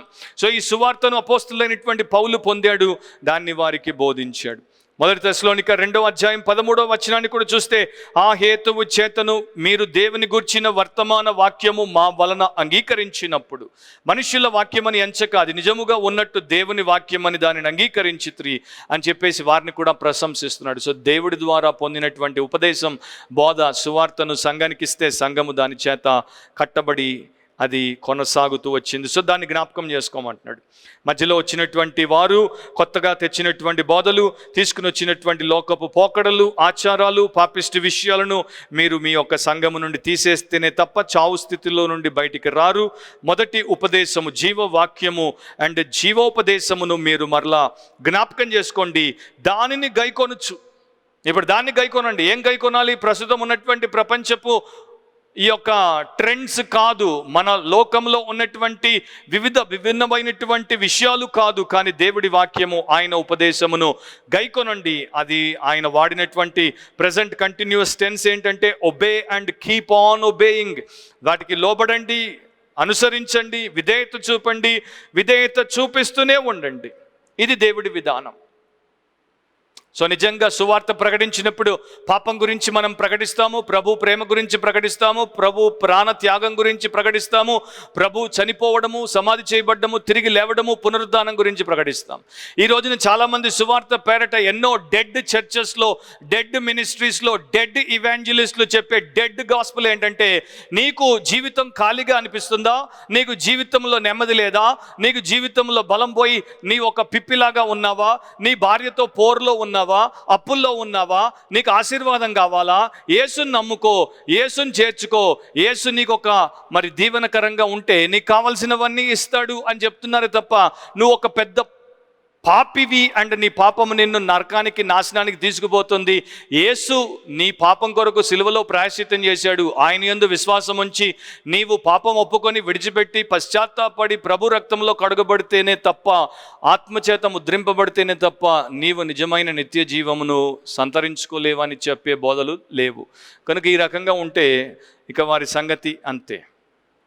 సో నా ప్రియ సహోదరి సహోదరులారా, దేవుడి వాక్యమే మనల్ని జీవములోనికి తీసుకుని వస్తుంది. పేతురు, అపోస్తులైనటువంటి పేతురు మొదటి పత్రిక రాసినప్పుడు 1:23 ఈ రకంగా రాశాడు. తెలుగులో 22-23 కలిసి ఉంటాయి. మీరు క్షయ బీజము నుండి కాక శాశ్వతమగు జీవము గల దేవుని వాక్యం మూలముగా అక్షయ బీజము నుండి పుట్టింపబడిన వారు కనుక. సో శాశ్వతమగు జీవము గల దేవుని వాక్య మూలముగా అక్షయ బీజము నుండి పుట్టింపబడ్డారు కనుక దాని ద్వారానే మన జీవితము, మన సంఘము మనం కట్టుకోవాలి. మీకు తెలుసో లేదో, కొంతమంది మనసులు, అంటే ఈ యొక్క మనస్సులు, వారి మైండ్స్ సూర్యుడిలాగా ఉంటాయి, ఎప్పుడు వెలుగుతూ ఉంటాయి, ఎప్పుడు వివేకముతో ఉంటాయి. సో వారు ప్రతిసారి దైవికమైనటువంటి వాక్యము చేత నింపబడి నడిపించబడతారు. వారు పెద్దగా పొరపాట్లు చేయరు. కానీ మిగతా వారు ఎట్లా ఉంటారు తెలుసా? చంద్రుల్లాగా ఉంటారు. వారి యొక్క మనసు మోస్ట్ ఆఫ్ ద టైం ఖాళీగా ఉంటుంది, నల్లగా ఉంటుంది, అంటే చీకటితో ఉంటుంది. ఈ సూర్యుడి యొక్క వెలుగు దాని మీద పడినప్పుడే దానికి వెలుగు అనేది లభిస్తుంది. మనమందరం ఎలాంటి వారం అంటే, మనమందరము చందమామ లాంటి వారము. మనకు ఒక నీతి సూర్యుడు ఉన్నాడు, ఆయన దగ్గర నుండి మనకు నిరంతరము వెలుగు అండ్ ఆయన దగ్గర నుండి నిరంతరము వివేకము కలగాలంటే వాక్యము ద్వారానే కలుగుతుంది. సో దీన్నే గట్టిగా చేపట్టమని చెప్పాడు. దీన్ని మనం ఎట్టి పరిస్థితుల్లో కూడా విడిచిపెట్టకూడదని ప్రభు చెప్తున్నాడు. ఆ రకంగా ఉంటే మారు మనస్సు పొందితేనే అది సాధ్యం. సో మారు మనసు పొందుము ఎన్నిసార్లు బైబిల్లో అగైన్ రిపీటెడ్గా యేసు ఈ యొక్క సంఘాలకు మారు మనసు పొందమని చెప్తున్నాడు. చూడండి, కొంతమంది అబద్ధ బోధకులు ఈ మధ్యకాలంలో చేసేటువంటి బోధ ఏంటంటే, నీవు క్రైస్తవుడివి అయితే నీ పాపం క్షమించబడితే నీవు మరలా రిపెంట్ అవ్వాల్సిన అవసరం లేదు, మారు మనసు పొందాల్సిన అవసరం లేదు. ఇది ప్రకటన గ్రంథం, ఇది బైబిల్లో చివరి గ్రంథం. అండ్ ఈ చివరి గ్రంథంలో ఉన్నటువంటి సంఘాలకు యేసు ప్రభు మారు మనసు పొందమంటున్నాడు. మనము 2 వీక్స్లో లవదికీయ సంఘం గురించి వింటాం. లవదికీయ సంఘము ప్రస్తుతము ఈ కాలపు సంఘముతో పోల్చబడింది. లవదికీయ సంఘానికి ఆసక్తితో మారు మనసు పొందమంటాడు. సో అబద్ధికుల మాటలు వినొద్దు. దేవుడి యొక్క వాక్యంలో ప్రభు చెప్పాడు, మారు మనసు పొందమన్నాడు. మారు మనసు పొందాలి, మన పాపమును ఒప్పుకోవాలి, దాన్ని విడిచిపెట్టాలి. దాన్ని ఉన్నది ఉన్నట్టుగా ఒప్పుకోవడం అంటే పాపము ఏ పాపమైతే మనం చేసామో దాన్ని అదే పేరుతో పిలవాలి, అంతే తీవ్రతతో దాన్ని దేవుడు తీసుకున్నట్టు తీసుకోవాలి. దాని విషయంలో అసహ్యతను చూపించి క్షమాపణ పొందాలి. ఇంగ్లాండ్ దేశంలో ఒకానొక సమయంలో ఒక ఊరు దగ్గర ఒక పెద్ద టవర్ కట్టారు. దానికి అక్కడ ఉన్నటువంటి ప్రాంతీయులు ఏమని పేరు పెట్టారంటే టవర్ ఆఫ్ రిపెంటెన్స్. ఇది ఉన్నతమైనటువంటి బురుజు, లేకపోతే టవర్. కనుక ఎవడైనా సరే పరలోకానికి పోవాలంటే ఈ దారి గుండానే పోవాలి, మారు మనసు దారి గుండానే పోవాలని పెట్టుకున్నారు. అక్కడ ఒక కాపరి పిల్లవాడు తండ్రి గొర్రెల్ని కాయడానికి కూర్చొని వాడు బైబిల్ చదువుతున్నాడు. సో అక్కడ నుండి ఒక గనుడు పోతున్నప్పుడు అడిగాడు, ఏంట్రా బాబు ఏం చదువుతున్నావు అంటే బైబిల్ అంటే, ఆయన పక్క నవ్వుతూ అన్నాడంట, నీకేంట్రా బైబిల్, నువ్వు చర్చి పాస్టర్ కన్నా ఎక్కువ తెలిసినోళ్ళలాగా ఉన్నావు, ఇంతకీ నాకు ఒక ప్రశ్న ఉంది జవాబు చెప్తావంటే ఏంటో అడగండి అన్నాడు. చెప్తాను అన్నప్పుడు అడిగాడు, పరలోకానికి ఎట్లా పోవాలో చెప్తావరా బాబు అని అన్నప్పుడు ఆ చిన్నపిల్లవాడు అన్నాడంట, ఇదిగోండి ఇక్కడ ఉంది కదా టవర్ ఆఫ్ రిపెంటెన్స్, దాని ద్వారానే పరలోకానికి దారి అని చెప్పేసరికి పెద్ద ఆయన మారు మాట్లాడకుండా హృదయంలో గుచ్చబడి నోరు మూసుకొని వెళ్ళిపోయాడు. అవును నా ప్రియ సహోదరి సహోదరులారా, దేవుడి దగ్గరికి మొదటిసారి పాపము నుండి రక్షించబట్టకు రావాల్సి వచ్చినా, పదే పాపము నుండి శుద్ధి చేయబట్టకు రావాల్సి వచ్చినా ఒకే ఒక దారి, మారు మనస్సు దారి. అది లేకపోతే నీవు నీలాగే పాత రోత మనిషిలాగా ఉంటే ఆయన దగ్గర నీకు మారు మనసు ఉండదు. సో ఈ విషయాల గురించి నీవు జాగ్రత్త వహించకపోతే, జాగరూకుడవై ఉండని ఎడల, నేను దొంగ వలె వచ్చేదను, ఏ గడియను నీ మీదికి వచ్చేదనో నీకు తెలియదు. అది కూడా మరలా వార్న్ చేశాడు. నేను చెప్పిన మాట వినకపోతే, జాగ్రత్త పడకపోతే, మెలకువకపోతే నేను ఎప్పుడొస్తానో దొంగలాగా వస్తాను, వచ్చినప్పుడు నీకు తెలియదు. ఇప్పుడు కొంతమంది బైబిల్ పండితులు దీన్ని ఏమనుకున్నారంటే సెకండ్ కమింగ్ గురించి యేసు ప్రభు మాట్లాడుతున్నాడు. సెకండ్ కమింగ్ కండిషనల్ కాదు, అంటే షరతు ప్రకారం కాదు. ఆయన ఏ సమయంలో తిరిగి లోకానికి రావాలో ఆ సమయంలో ఆయన ఖచ్చితంగా వస్తాడు. కానీ ఇక్కడ కండిషన్ ఉంది. కండిషన్ ఏంటంటే, నీవు మారు మనసు పొందకపోతే, జాగరూకుడవు అవ్వకపోతే నేను దొంగ వలె వస్తాను. సో సంఘాన్ని ఆయన ఎప్పుడైనా దర్శించినప్పుడు దాన్ని గద్దించడానికి, దాన్ని శిక్షించడానికి ఆయన దర్శిస్తాడు. ఆ రకంగా ఆయన దర్శించినప్పుడు దొంగ వలె వస్తాడు. అంటే ఎవ్వరూ తెలుసుకోలేనటువంటి ఏమరపాటుగా ఉన్నటువంటి సమయంలో వస్తాడు. వచ్చినప్పుడు వారు నష్టపోతారు, కష్టానికి గురవుతారు. ఆత్మీయ ఫలములు, ఆత్మీయ దీవెనలు, ఆశీర్వాదాలు ప్రభు ద్వారా ఏవైతే వారు పొందుకోవచ్చో వాటిని పొందుకోకుండా ఉండిపోతారు. సో ఇక్కడ యేసు సెకండ్ కమింగ్ గురించి ఎక్స్క్లూజివ్గా చెప్పట్లేదు, కానీ visiting the church of Christ in judgement గురించి ఆయన చెప్తున్నాడు. ఇక్కడ ఇంకొక మాట అంటాడు, అయితే తమ వస్త్రములను అపవిత్రపరచుకొనని కొందరు సార్దిస్లో నీ యొద్ద ఉన్నారు. వారు అర్హులు కనుక తెల్లని వస్త్రములు ధరించుకొని నాతో కూడా సంచరించెదరు. ఈ మృతమైనటువంటి సంఘంలో, డెడ్ చర్చ్లో కొంతమంది ఉన్నారు, వారి యొక్క వస్త్రములను అపవిత్రపరచుకోలేదు, అండ్ వారు అర్హులు, వారు నాతో కలిసి సంచరిస్తారు అని అంటాడు. ఇక్కడ ఈ సార్దిస్ పేరుకు నేను గతంలో చెప్పాను కదా స్టార్టింగ్లో, రెమ్నెంట్ అంటే శేషము అని అర్థం. దేవుడికి ప్రతి తరములో, ప్రతి ప్రాంతంలో కొంతమంది ఖచ్చితంగా ఉంటారు. ఆదికాండం మనం చూసినప్పుడు 6వ అధ్యాయంలో హానోకు దేవుడితో నడిచాడు. మిగతా అందరూ దుర్మార్గంగా నడుస్తున్నప్పుడు హానోకు దేవుడితో నడిచాడు. తర్వాత నోవహు అందరూ చెడి నీచులుగా ఉంటే నిందారహితుడిగా దేవుడికి కనపడ్డాడు. తర్వాత అబ్రహాము తర్వాత ఏలియా కాలంలో ఏలియా మరి నేనొక్కడినే నీకు మిగిలిన్నాను అంటే దేవుడు అంటాడు, బయలుకు మోకరిల్లని 7,000 మంది నాకు ఇంకా ఉన్నారు, నీకు వారు తెలియదు అని అంటాడు. సో రెమినెంట్ అనేది, శేషము అనేది దేవుడికి ప్రతినిత్యము ఉన్నారు. ఇశ్రాయేలు ప్రజల్లో కూడా ఆ రకంగా ఉన్నారు. సో అలాంటి వారు సార్దిస్ సంఘంలో కొంతమంది ఉన్నారు. వీరు ఎలాంటి వారంటే మత్తయి 7:13-14 మీరు తర్వాత చదువుకోండి.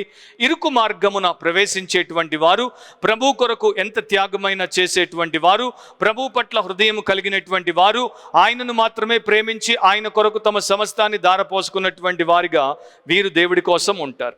ఇలాంటి వ్యక్తుల యొక్క వస్త్రములు మైలపడలేదు, లేకపోతే అపవిత్ర పరచబడలేదు. ఇక్కడ విశేషం ఏంటంటే గార్మెంట్ అనేది ఒక ఫిగరేటివ్ లాంగ్వేజ్ని సూచిస్తోంది. అంటే ఆయన రూపకం రకంగా ఒక పరిభాషలో చెప్తున్నాడు, వస్త్రము మన వంటికి ఎలా ఉంటుందో ఒక వ్యక్తికి వ్యక్తిత్వం అలాంటిది. సో వస్త్రము మైలబడిపోతే దాన్ని మనం మార్చుకుంటాం, వ్యక్తిత్వం మైలబడితే దాన్ని మనం మార్చుకోలేం. కాకపోతే యేసు ద్వారా మారు మనసుకు వస్తే మనల్ని ఆయన నూతనమైనటువంటి వ్యక్తులుగా, నూతన సృష్టిగా చేస్తాడు. సో వీరు నూతనమైనటువంటి వ్యక్తిగా, నూతన సృష్టిగా చేయబడిన తర్వాత వీరి యొక్క జీవితాన్ని ఏ రకంగా కాపాడుకున్నారు, భద్రపరుచుకున్నారో తెలుసుకోవాలంటే ఒక వచనం నేను మీకు జ్ఞాపకం చేస్తాను. యాకోబు 1:27. యాకోబు 1:27లో ఇహలోక మాలిన్యము తన కంటకుండా తను తాను కాపాడుకొనుటయే తండ్రి అయిన దేవుని ఎదుట పవిత్రమును నిష్కలంకమునైన భక్తి అని రాయబడింది. సో ఈ కొంతమంది సార్దిస్లో ఉన్నటువంటి ప్రభు సాక్షులు, శిష్యులు, క్రైస్తవులు, వారు ఇహలోక మాలిన్యము తమ కంటకుండా తమను తాము కాపాడుకున్నారు. సో దాన్ని బట్టి వారిని ఆయన అర్హులు అని అంటున్నాడు. సో దేవుడి దృష్టిలో ఎవరు అర్హులు? Who are the qualified ones? ఎవరైతే ఇహలోక మాలిన్యము తమ కంటకుండా తమను తాము కాపాడుకుంటారో ఇలాంటి వారికి తెల్లని వస్త్రాలు ఇస్తాను అని అంటాడు. మరి మన అంటే భారతదేశంలో కూడా మతంతో నిండినటువంటి దేశం ఇది, విగ్రహారాధన దేశం ఇది, ఆచారయుక్తమైన దేశం ఇది. చూడండి, చాలామంది ఎంత పాపం చేసినా ఒక గుడికి వెళ్తున్నారు, లేకపోతే ఒక పూజలో పాల్గొంటున్నారు అంటే ఫస్ట్ స్నానం చేస్తారు. అండ్ ఒక వారికి ఉన్న స్తోమతను బట్టి పట్టుబట్టో లేకపోతే కొత్త బట్టో తెల్లని బట్టో ఏదో ఒకటి నారబట్టో కడతారు. కట్టే ఆ గుడికో పూజకో పోతారు. ఎందుకు? మైల బట్టలతో మనం పోకూడదు. ఇలాంటి జీవము గల దేవుడు లేనటువంటి వీరే ఈ రకంగా చేస్తే, జీవం గల దేవుడు కలిగినటువంటి వారు ఇంకా ఎంత జాగ్రత్తగా వారి యొక్క వ్యక్తిత్వానికి మైల అంటకుండా చూసుకోవాలి. సో ప్రపంచము పై వస్త్రాలకు మైల అంటితే గుడిలోనికి రానివ్వదు, పూజలో పాల్గొనివ్వదు. కానీ యేసు ప్రభు నీ పైనంతా కూడా వస్త్రాలు మురికిమయంగా ఉన్నా పర్వాలేదు, నీ యొక్క వ్యక్తిత్వం, నీ యొక్క హృదయము మైల, మురికి, మాలిన్యము లేకుండా ఉంటే రానిస్తాడు. అది న్యూ టెస్టిమెంట్ సువార్తల్లో మనం చూస్తాం. ఆయన దగ్గరికి ఎవరెవరు వచ్చారు, ఎవరిని రానిచ్చాడు. సో వాళ్ళు నాతో తెల్లని వస్త్రములు ధరించుకొని నడుస్తారు అని ప్రభు చెప్పాడు. తెల్లని వస్త్రములు ధరించుకొని నాతో సంచరించెదరు. సో దాని గురించి నేను మొత్తం అంతా చెప్తే 3 గంటలు అయిపోద్ది, కనుక నేను అంతట్లోనికి వెళ్ళను. కానీ తెల్లని వస్త్రములు, తెల్లని తనం అనేది ఒక గొప్ప విషయాన్ని సూచిస్తుంది, పవిత్రతకు సూచిస్తుంది, ప్యూరిటీ లేకపోతే హోలీనెస్, పరిశుద్ధతను సూచిస్తుంది. అండ్ ఇదే ప్రకటన గ్రంథంలో తెలుపు అనేటువంటి పదమును మనము ప్రామినెంట్గా చూస్తాం. అంటే ఆ రంగును ప్రామినెంట్గా చూస్తాం. మరి ఆయన యొక్క సింహాసనం, దేవుని యొక్క సింహాసనం ధవల వర్ణ సింహాసనం, వైట్ థ్రోన్ అది. ఆయనతో తిరిగేటువంటి వారందరూ కూడా తెల్లని వస్త్రాలు వేసుకుంటారు. మరి బైబిల్లో తెల్లని గుర్రాలు ఇక్కడ రాయబడ్డాయి, తెల్లని రాళ్ల గురించి రాయబడ్డాయి, తెల్లని మబ్బుల గురించి రాయబడ్డాయి. సో హెవెన్స్ కలర్ ఏంటి, పరలోకపు రంగు ఏంటి అంటే వైట్. హెవెన్స్ కల్చర్ ఏంటి అంటే వైట్. అండ్ క్రైస్ట్ యొక్క పీపుల్ నిజముగా కేవలం పైన వైట్ వేసుకొని లోపల బ్లాక్ లైఫ్ జీవించకూడదు. అట్లా బ్లాక్ అండ్ వైట్ వద్దు మనకి, రెండూ వైటే. నీకు లోపల వైట్, బయట వైట్ అయితే నువ్వు అప్పుడు రియల్ లైట్గా ఉంటావు. చాలామంది కేవలము పైకి మాత్రమే వైట్ బట్టలు వేసి లోపల బ్లాక్ లైఫ్ని జీవిస్తే అది చాలా దారుణమైనటువంటి విషయం. సో ఈ ప్రభు కొరకు వీరు తెల్లని వస్త్రాలు వేసుకొని నడుస్తారు. పారసీకుల మధ్యలో ఒక సాంప్రదాయం ఉండేది. ఆ రాజుకు ఎవరైనా నచ్చితే, ఆ రాజు ఎవరినైనా యోగ్యులని ఎంచితే వారికి ఒక ఆధిక్యతనిచ్చేవాడు. ఆయన చల్లపూట తన యొక్క రాజ తోటలో తిరుగుతున్నప్పుడు ఆయన యొక్క విందులో వీరు పాల్గొనడానికి తెల్లని వస్త్రాలు ఆయన ద్వారా పొంది వాటిని ధరించి ఆయనతో ఆ యొక్క తోటలో తిరిగి విందులో పాల్గొనేవారు. వీరిని the companions of the royal garden అని పిలిచేవారు. సో బహుశా యేసు ప్రభు దాని గురించి ఆ రకంగా చెప్పి ఉండొచ్చు. నా అన్నిటికన్నా ముఖ్యం ఏంటంటే యేసుతో నడవడం ఎంత గొప్ప భాగ్యమో ఒకసారి ఆలోచించండి. భూమి ఆకాశములను సృజించినటువంటి యేసుతో నడవడం, తన ప్రాణమిచ్చి మన యొక్క ప్రాణమును నిత్య నాశనము నుండి రక్షించినటువంటి యేసుతో నడవడం, అత్యంత స్వచ్ఛమైనటువంటి పరిశుద్ధమైనటువంటి ప్రభావంతో ఉన్నటువంటి యేసుతో నడవడం ఎంత గొప్ప ధన్యత. ఒక మిషనరీ చైనా దేశంలో సువార్త సేవ చేస్తున్నాడు. కొంతకాలం బాగానే ఉండింది. తర్వాత అతని మీదకి జనము విపరీతమైన కోపముతో దొమ్మిగా వచ్చినప్పుడు అతడు పారిపోయినప్పుడు ఓడ మీద అతడు ఎక్కి పారిపోయి వచ్చేసాడు. అతడు తన దేశానికి వచ్చినప్పుడు అక్కడ స్నేహితుడు అతన్ని అడిగాడు, ఆ రోజున ఆ పరిస్థితిలో ప్రాణం పోయే స్థితిలో నీవు ఉన్నప్పుడు నీకు ఏ వచనం గుర్తుకొచ్చిందని. ఈయన అన్నాడు, వచనమా? నాకే వచనం గుర్తుకు రాలేదు. ఆ టైంలో యేసు నాతో ఉన్నాడు, యేసు నాతో నడిచాడు కనుక నేను బయటకు వచ్చాను అన్నాడు. సో మనలో చాలామంది కంటత వచనాలు చేయడం మంచిదే, చేయండి.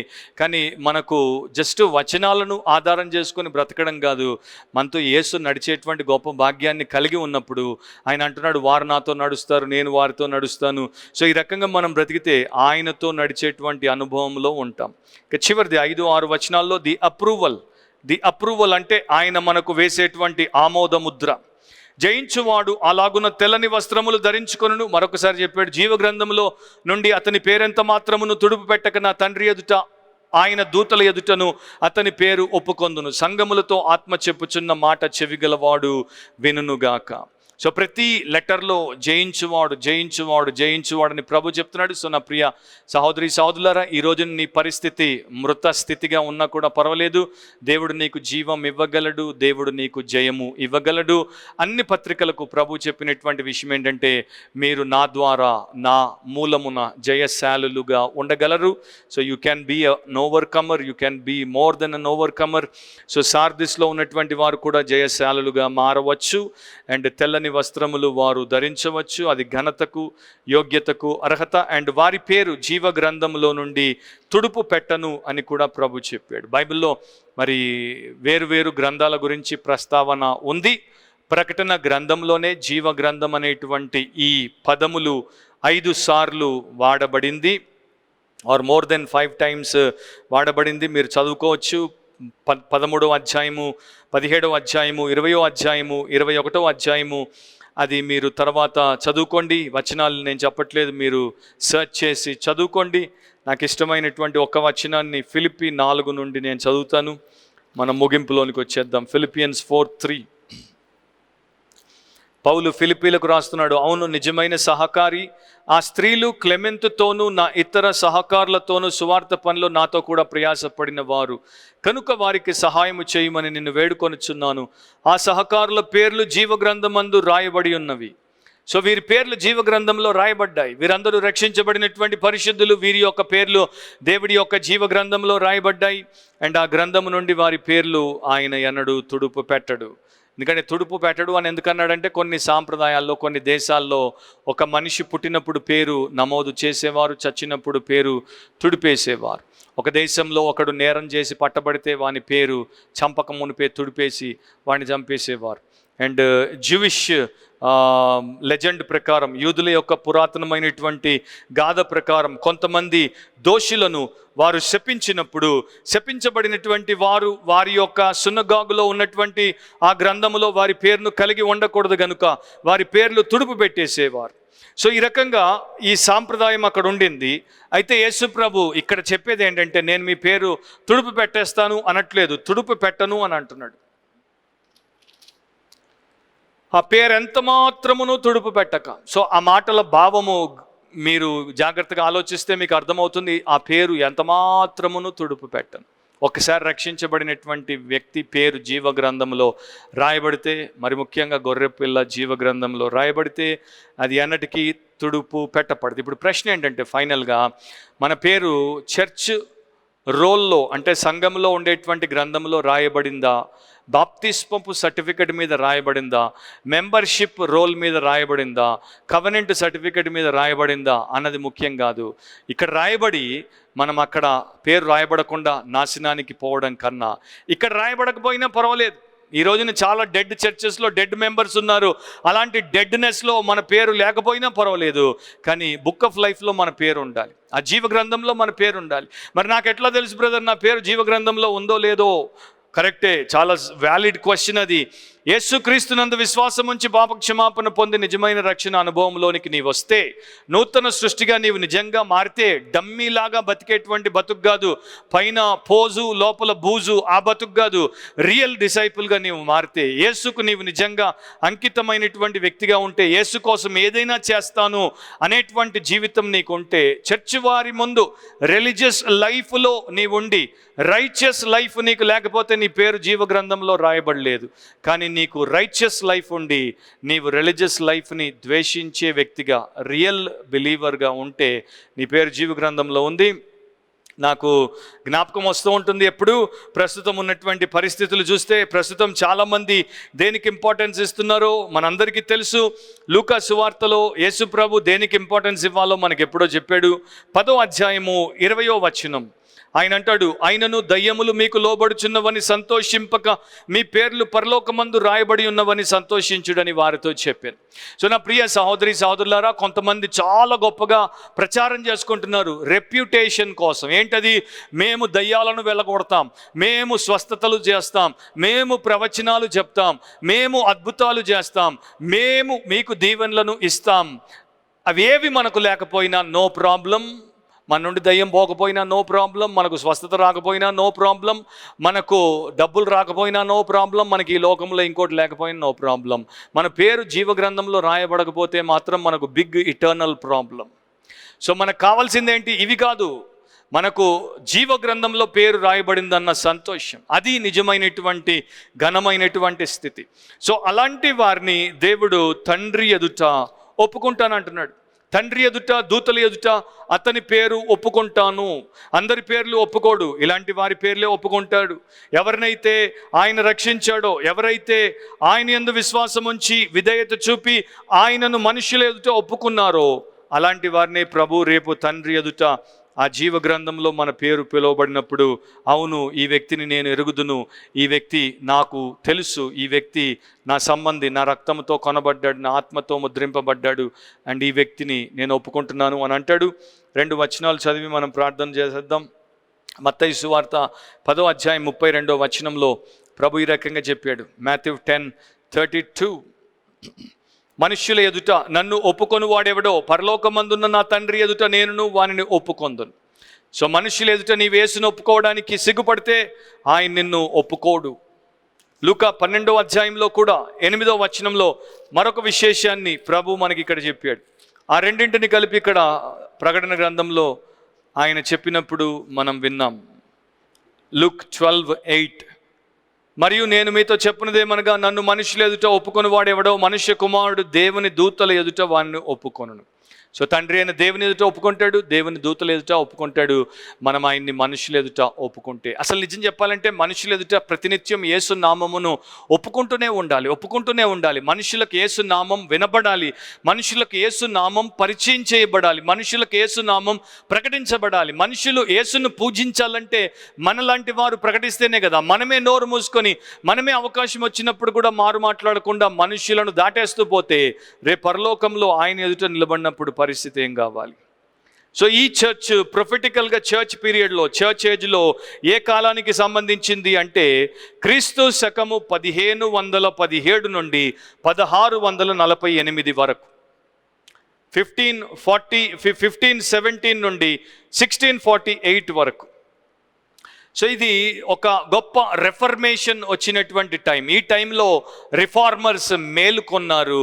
చచ్చినటువంటి మృత స్థితిలో ఉన్నటువంటి ఆ రోమన్ చర్చ్ని వారు మరి మేల్కొల్పేటువంటి ప్రయత్నం చేశారు. దేశములను మేల్కొల్పారు. యూరప్ ఖండమంతా కూడా మేల్కొనింది. అండ్ చాలామంది నిజమైన రక్షణ అనుభవంలోనికి వచ్చారు. దేవుని ప్రజలుగా మారారు. శేషముగా ఎంచబడ్డారు. అండ్ ఇంకో రకంగా చెప్పాలంటే ఈ యొక్క రోమన్ చర్చ్ యొక్క పీడ నుండి తప్పించుకున్నారు, బయటపడ్డారు, ప్రభు కొరకు నిలబడ్డారు. ఎందుకంటే దేవుడి వాక్యానికి వారు విలువనిచ్చారు. ఆ తరువాత మరలా ఇది తిరిగి రాజీ పడింది కనుక ఇదొక డినామినేషన్ చర్చ్గా మారిపోయింది. కొందరు మరి ఈ డినామినేషన్, కొందరు ఆ డినామినేషన్, కొందరు ఈ డినామినేషన్, కొందరు ఇంకో డినామినేషన్ కింద చీలిపోయారు. అండ్ మరలా ఈ రోజున చాలా మట్టుకు మృతవస్థలో ఉంది. సో నా ప్రియ సహోదరి సహోదరులారా, సార్ది సంఘంతో ప్రభు చెప్పేది ఏంటంటే, జీవించుచున్నావన్న పేరు మాత్రం ఉన్నది, కానీ నీవు మృతుడవే. ఆత్మ సంఘములతో చెప్పుచున్న మాట చెవిగలవాడు వినుగాక, లేక సంఘములు వినుగాక.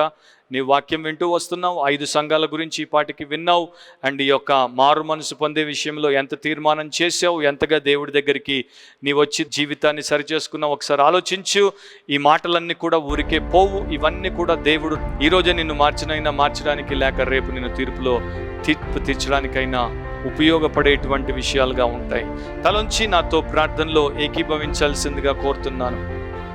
ప్రేమ స్వరూపుడవు, అతి శ్రేష్ఠుడవు, ప్రాణప్రియుడు అయిన మా ప్రభువా, మేము మా యొక్క అతిక్రమములను బట్టి, పాపములను బట్టి చచ్చి ఉండగా నీవు మాకు జీవమునిచ్చి బ్రతికింపజేసావు. నీ ద్వారా జీవాధిపతి అయిన దేవుని సంఘముగా ఉండుటకు ఏర్పాటు చేసావు. అలాంటి మేము మరలా మా యొక్క పాపపు కారణముల చేత, పాపపు కోరికల చేత తిరిగి మృతవస్థలోనికి వెళ్ళిన పరిస్థితిలో ఉంటుండగా మమ్మల్ని అందరినీ క్షమించి యేసు రక్తములో కడిగి పవిత్రపరిచి, మాలో ఎవరైతే కొందరున్నారో, శేషముగా ఎవరైతే ఉన్నారో, తమ వస్త్రములను, వ్యక్తిత్వమును అపవిత్రపరచుకోకుండా ఎవరైతే ఉన్నారో, ఏ లోక మాలిన్యానికి దూరంగా పవిత్రంగా అర్హులుగా ఎవరైతే ఉన్నారో, అలాంటి వారందరూ కూడా నీతో మరి తెల్లని వస్త్రములు ధరించి నడుచుచ్చు చావడానికి బలహీనంగా సిద్ధంగా ఉన్న వాటిని బలపరచడానికి సహాయం చేయండి. అంతేకాదు, మేము చేసే ప్రతి పని, ప్రతి కార్యము మా దేవుని ఎదుట సంపూర్ణముగా కనబడినట్లు, నీకు సంపూర్ణముగా కనబడినట్లు మాకు చేయండి. మా గొప్ప పేరు, మా గొప్ప పని మాకు గొప్పగా, ఇతరులకు గొప్పగా కాదు ప్రభువా. మా పని, మా పేరు నీ దృష్టిలో గొప్పదిగా, అంటే నీకు ప్రియమైనదిగా, నిజమైన యథార్థత కలిగిన జీవముతో ఉన్నదిగా ఉండటకు సహాయం చేయమని, అలాంటి మృతవస్థని ఈరోజే మీ జీవముతో లేపమని, వారు ఇక నుండి నీతో జీవము గల వారిగా నడిచే కృపలో ఉంచమని యేసు నామమును అడిగి ప్రార్థిస్తున్నాం తండ్రి. ఆమేన్.